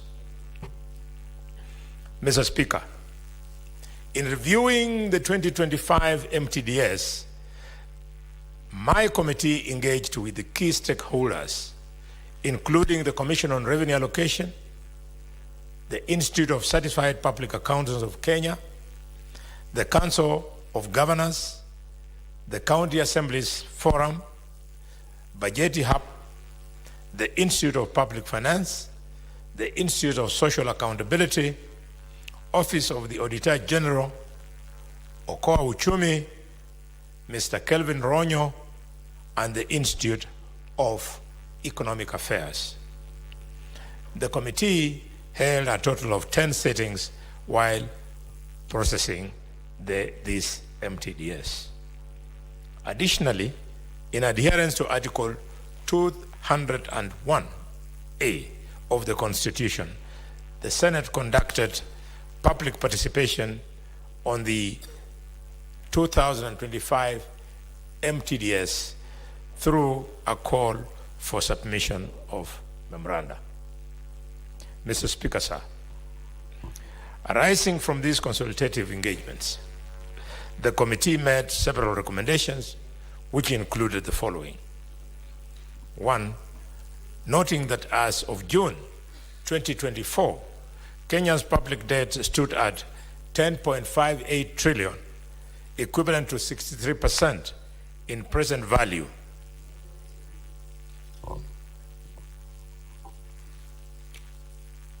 Terms exceeding Public Finance Management Act frameworks of PV to GDP ratio of 55% by 8% points, the National Treasury should submit quarterly reports to Parliament detailing the progress made towards compliance with the set threshold as contained in the Public Finance Management Act.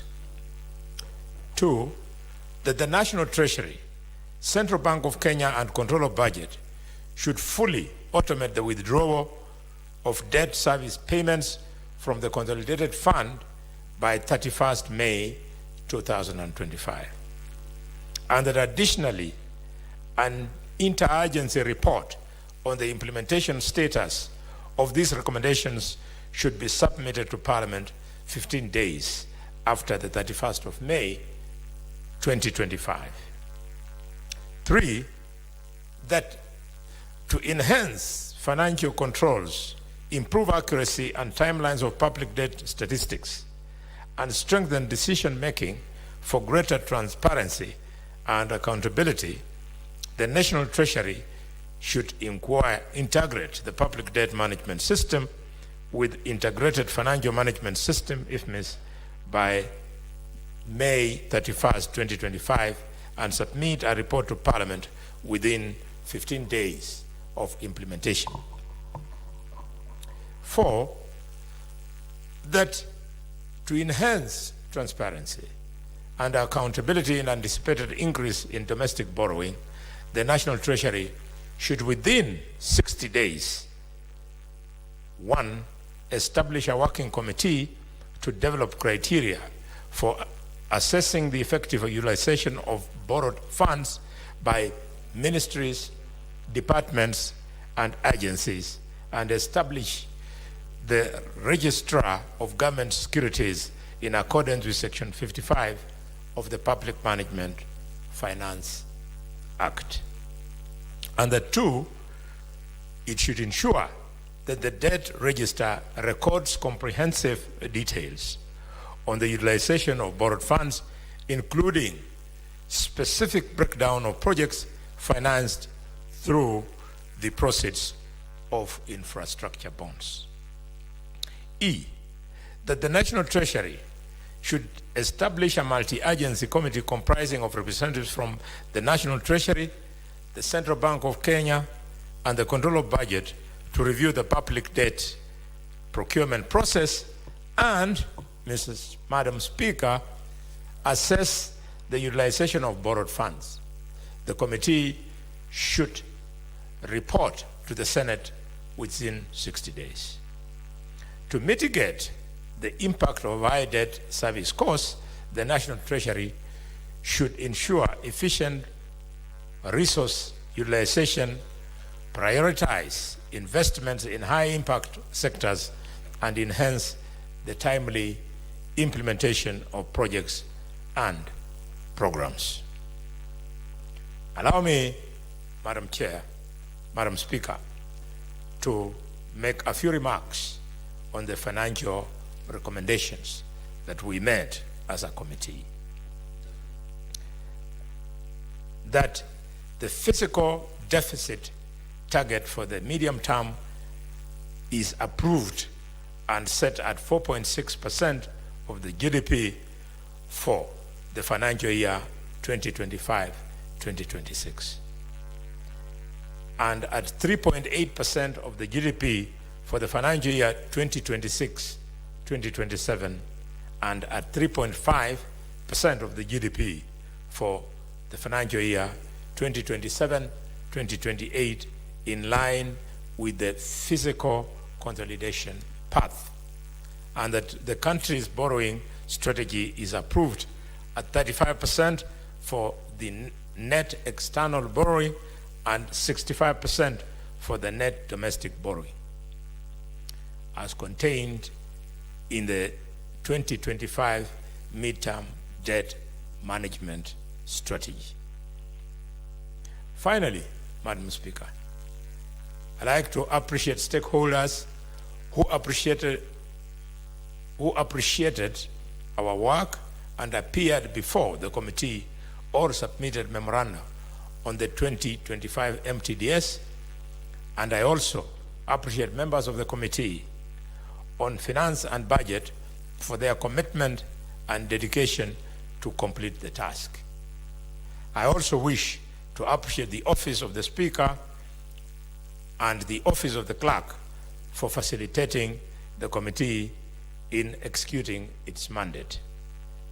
Lastly, Madam Speaker, I request senators to approve the committee's report on this 2025 MTDS. And before I invite to be seconded, I want to appreciate the arrival of the leader of the youth in the Senate, the distinguished senator from Siaya, Dr. Oburu Dinga, aged 84 years old. Welcome to this great meeting. And also, Mr. Speaker, Madam Speaker, I want to welcome back after a 2-week hiatus from the Senate, the leader of the majority. I don't know whether he was reading for a master's at Strathmore College or he was reading for a PhD. I encourage you, if you don't have a PhD, you quickly do so, because some of us who are properly educated, we have decided to profile those who don't have PhDs. Madam Speaker, I wish to invite the senator for Nairobi nominated, Senator Tabitha Maureen Mutinda, to second this. Just thank you, Senator, but just hold on, Senator Tabitha. And I don't know whether you have now provided all of us who have not achieved the PhD. We hope not, but let me give a communication from the chair on visiting teachers and pupils from Golden Plains Academy, Kitengela in Kajiado County. Honorable Senators, I would like to acknowledge the presence in the public gallery this afternoon.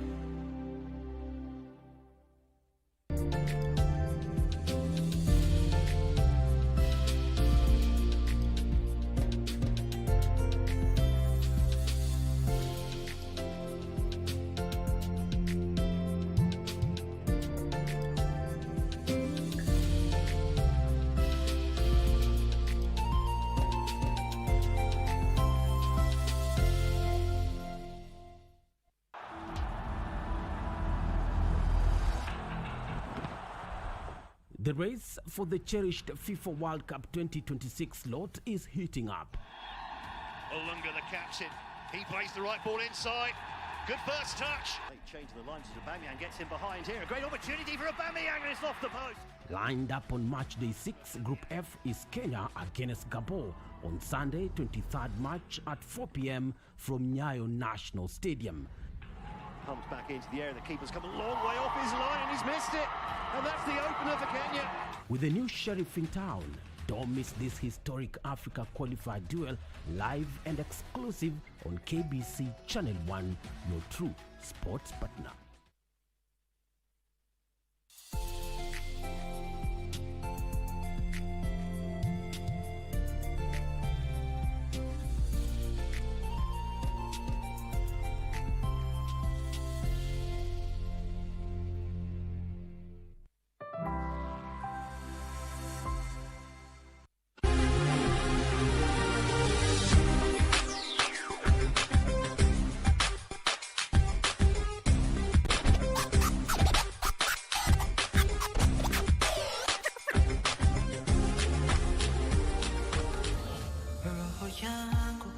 Ilivunjika mara mia wakati baby ulipoenda nililia.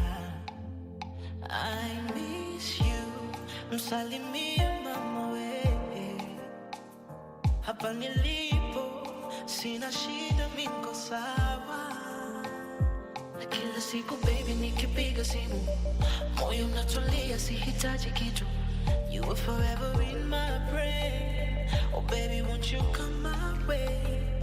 Kila siku baby nikikupiga simu moyo unatulia, sihitaji kitu. You are forever in my brain. Oh baby, won't you come away? I miss you so, so, so. I hope you know nakutunzia love, my lover. I miss you so, so, so. I hope you know nakutunzia love, my lover.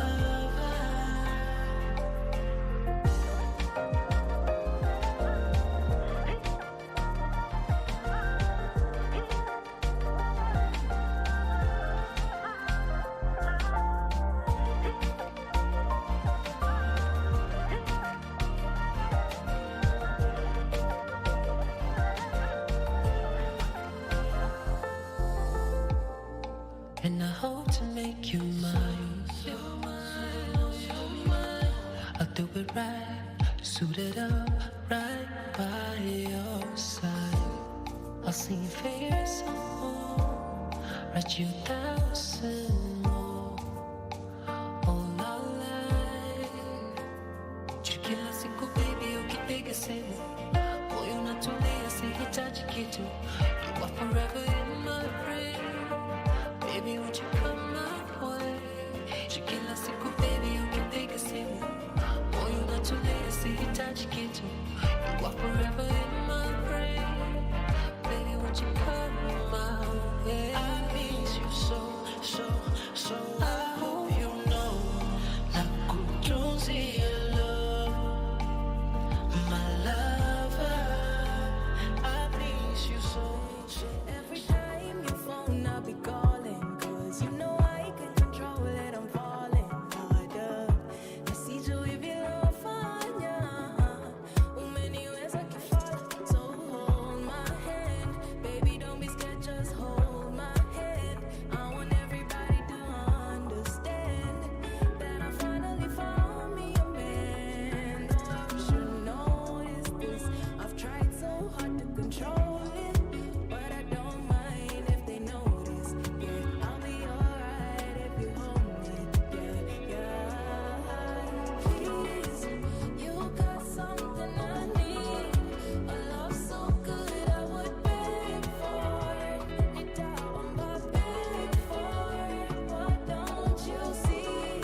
See, I go down on my knees for your love so good I would beg for it. Nitaomba beg for it.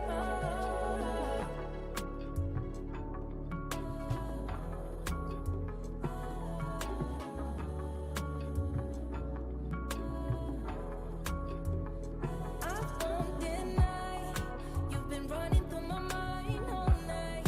I've been waiting for the morning light. I know it's coming, so I hold on tight. No, I'm not going. It's crazy how you won't deny me. Any little thing that I want you by me. Even when I don't know, you gon' find it. I will never let you go. You're my honey. You got something I need. A love so good I would beg for it. Nitaomba beg for it. Why don't you see?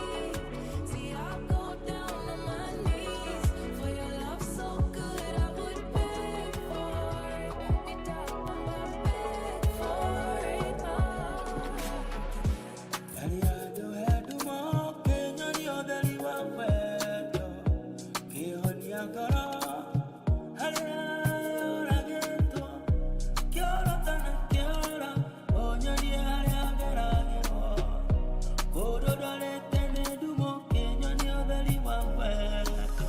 Nga kivono, nga yoko genda na dai kupata namba masnap na kiogo teba.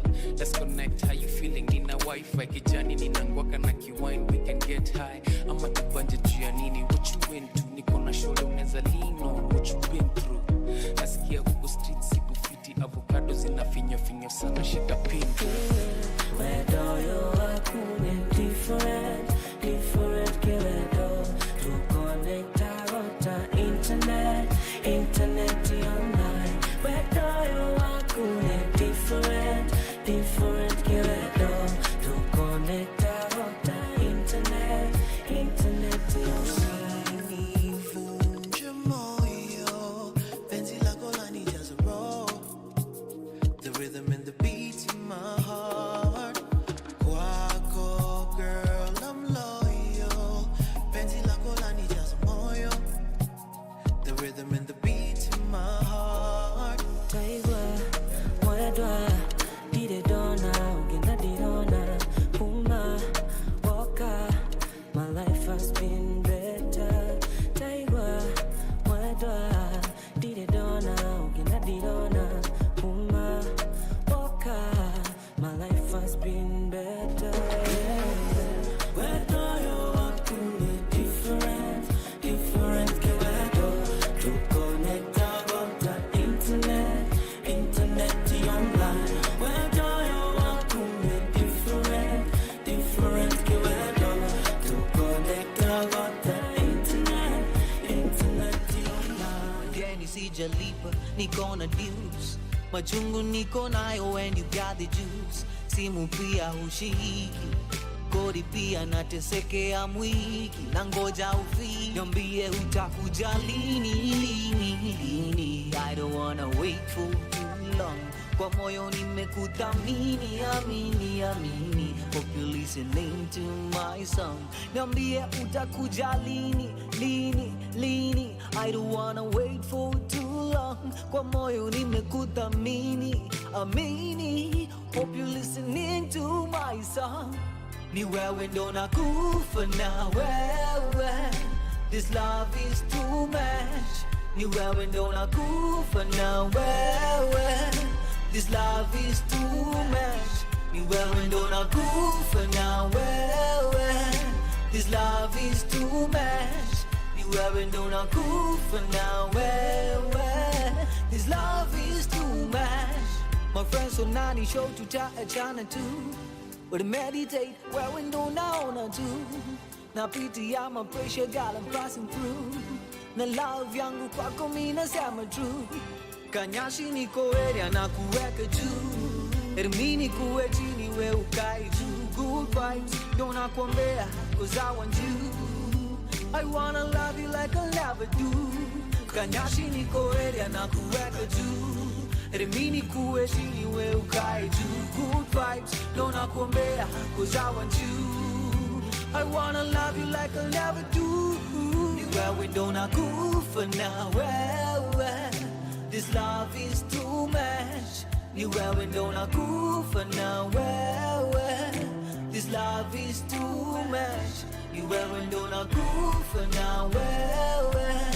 This love is too much. Ni wewe ndo nakufa na wewe. This love is too much. When it comes to love we are young. Don't know how you make it easy. Na umenipenda litaya. Kuona kuwa mami si rahisi. Oh, Olivia. Umeiga lako jina. Urembo na hekima. What would I do without you? Tabia. I never doubt your loyalty. Mold me with your honesty. Honestly, I can't put a price on.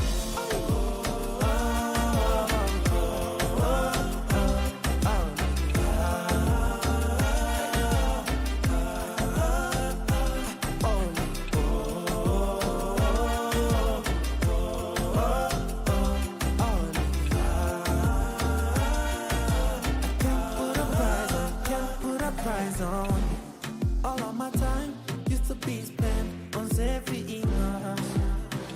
Yeah, I made a lot, like in years, you know, it was never enough. Kama si shauri wako, I would have already given up. Yeah, cause I had my focus on wrong.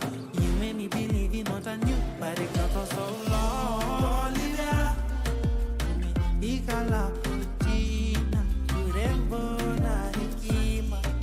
What would I do without you?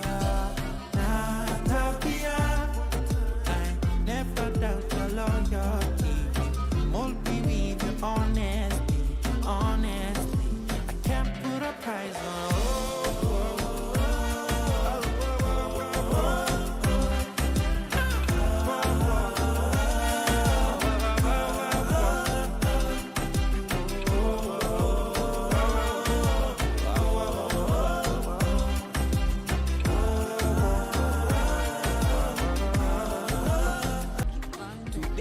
Celebrate life. A star is a star and it's gonna shine.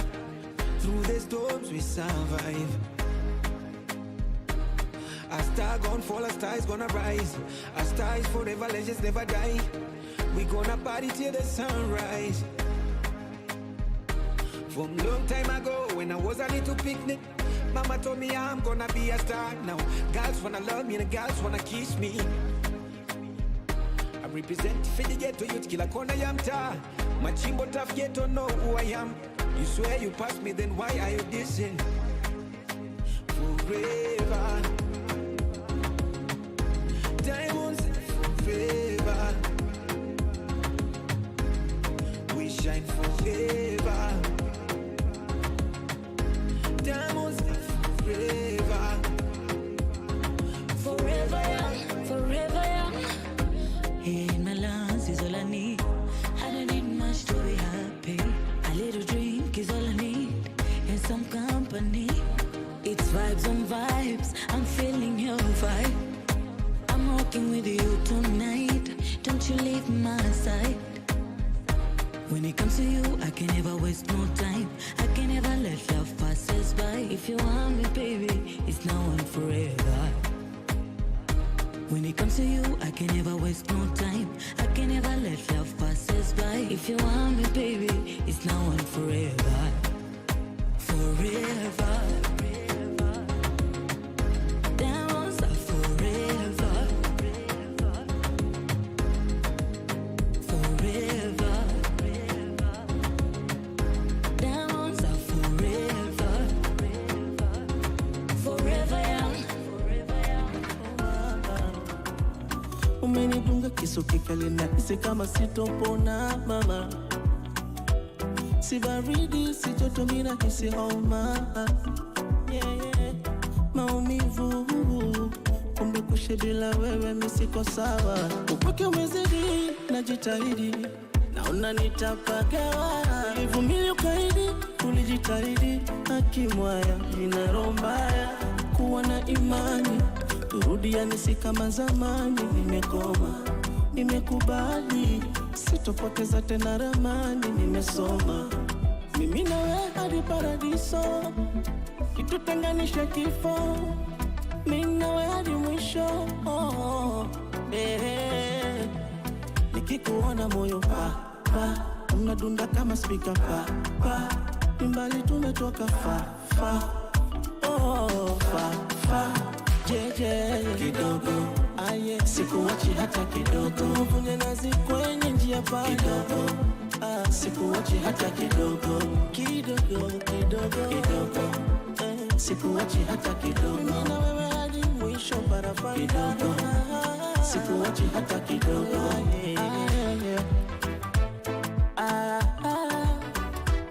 Tamara kitu wazikijua mpaka kikuondoke.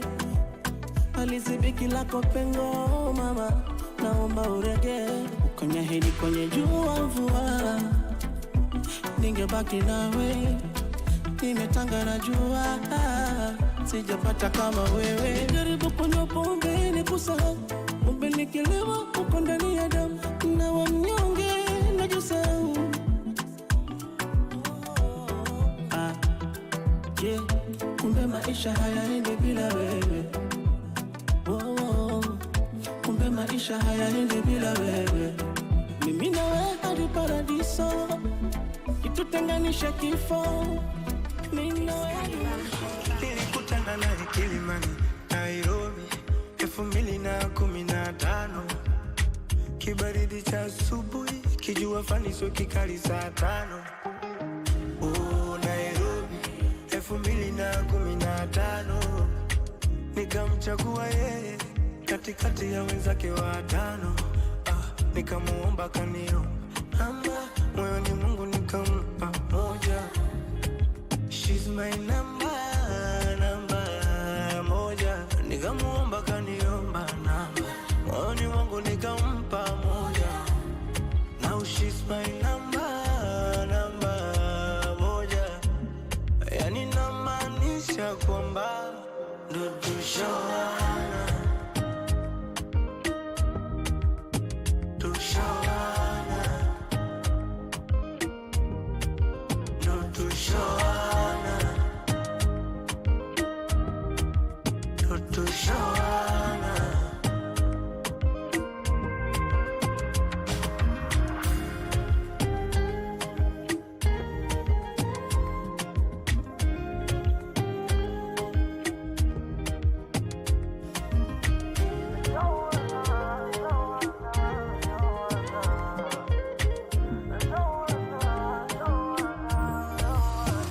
Tulipatana Bongo, Mikojeni, kwa zangu bichi nalo upepo wa bahari. Alinipita kama meli, anayumba yumba akidondosa kishenzi. Mikocheni, kamfuata utadhani zombie. Habari gani mbona uko lonely? Jina ni gani akasema Zari. Nikamwambia aje, kamwambia kwangu ni kwake. Nimshike wapi ndio aje, taka moyo wangu we wake. Watangoja sana wakidhani tutachana, mina tumeshaivana na ichapo siku na mchana yani namaanisha kwamba ndio tushawana na yeye sami tunaye tushawana na yeye sami tunaye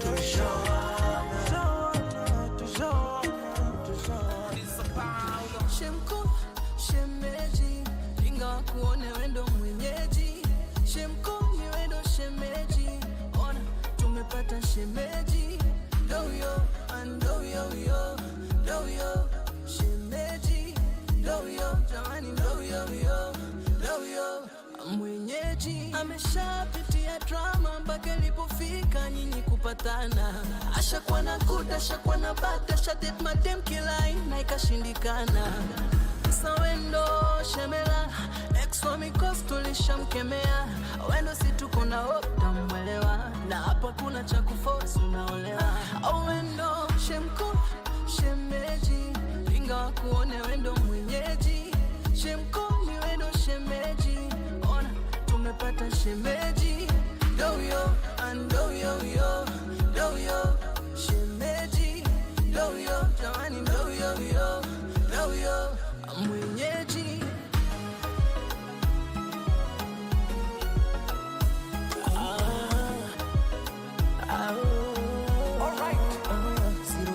Wazazi, ndugu, rafiki wote wamekubali nikweke ndani na wameridhia uwe wangu kimwali. Ipase wanamari, baby will you say yes I do. Mimi niko tayari kuishi nawe milele tu. Nishakupata wangu wa maisha, kutangatanga nimeshamaliza. Nishakupata wangu wa maisha, kutangatanga nimeshamaliza. Munamuona Shemko wenu shemeji, anavyoringa yendo mwenyeji. Shemko shemeji, ona mumepata shemeji. Do yo, do yo yo, do yo, wenu shemeji. Do yo, do yo yo, do yo, wenu shemeji. Bebe, hapo hapo kanyagia, penzi limekolea baby tiagia. Kiuno cha nyegumgu wako bia, haki mapenzi yako najifia mpenzi. Oh, kama mapenzi yangekuwa ulevi, ningelewa tilalila bebe, ningelewa chakali chakali tu. Oh, kama mapenzi yangekuwa ulabu, ningelewa tilalila bebe, ningelewa chakali chakali tu. Oh, mwambieni, mwambieni, mwambieni eksi wangu, huku nilipo nalishwa vinono vingine vya bahari. Namlisha kinama, mda mwingine na chutama, ili mradi vurugu vurugu tu, yani vurugu vurugu mpaka nalia. Baby, baby,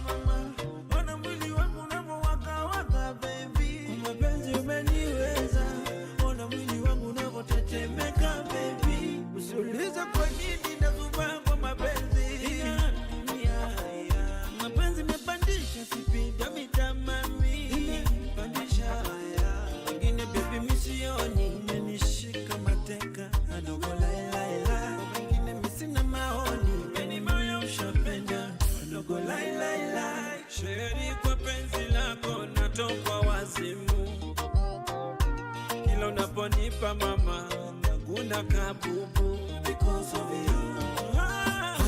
Mama keki, wamtam kama keki, unavoseti keki, tamtam kama keki.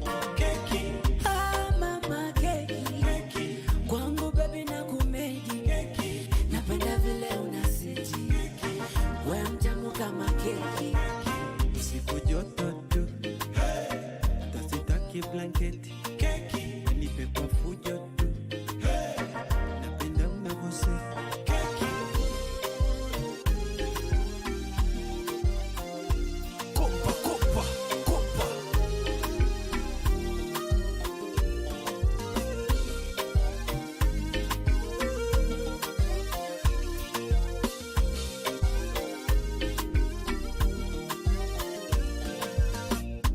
Mtoto wa Diana me fall in love kama chizi, kushoto kulia niwe napenda my lady. Tangu nimekupata mwenzako kila siku nalabata baby, deli na kufuata inga najua wengi wanakutaka baby. Tangu nimekupata mwenzako kila siku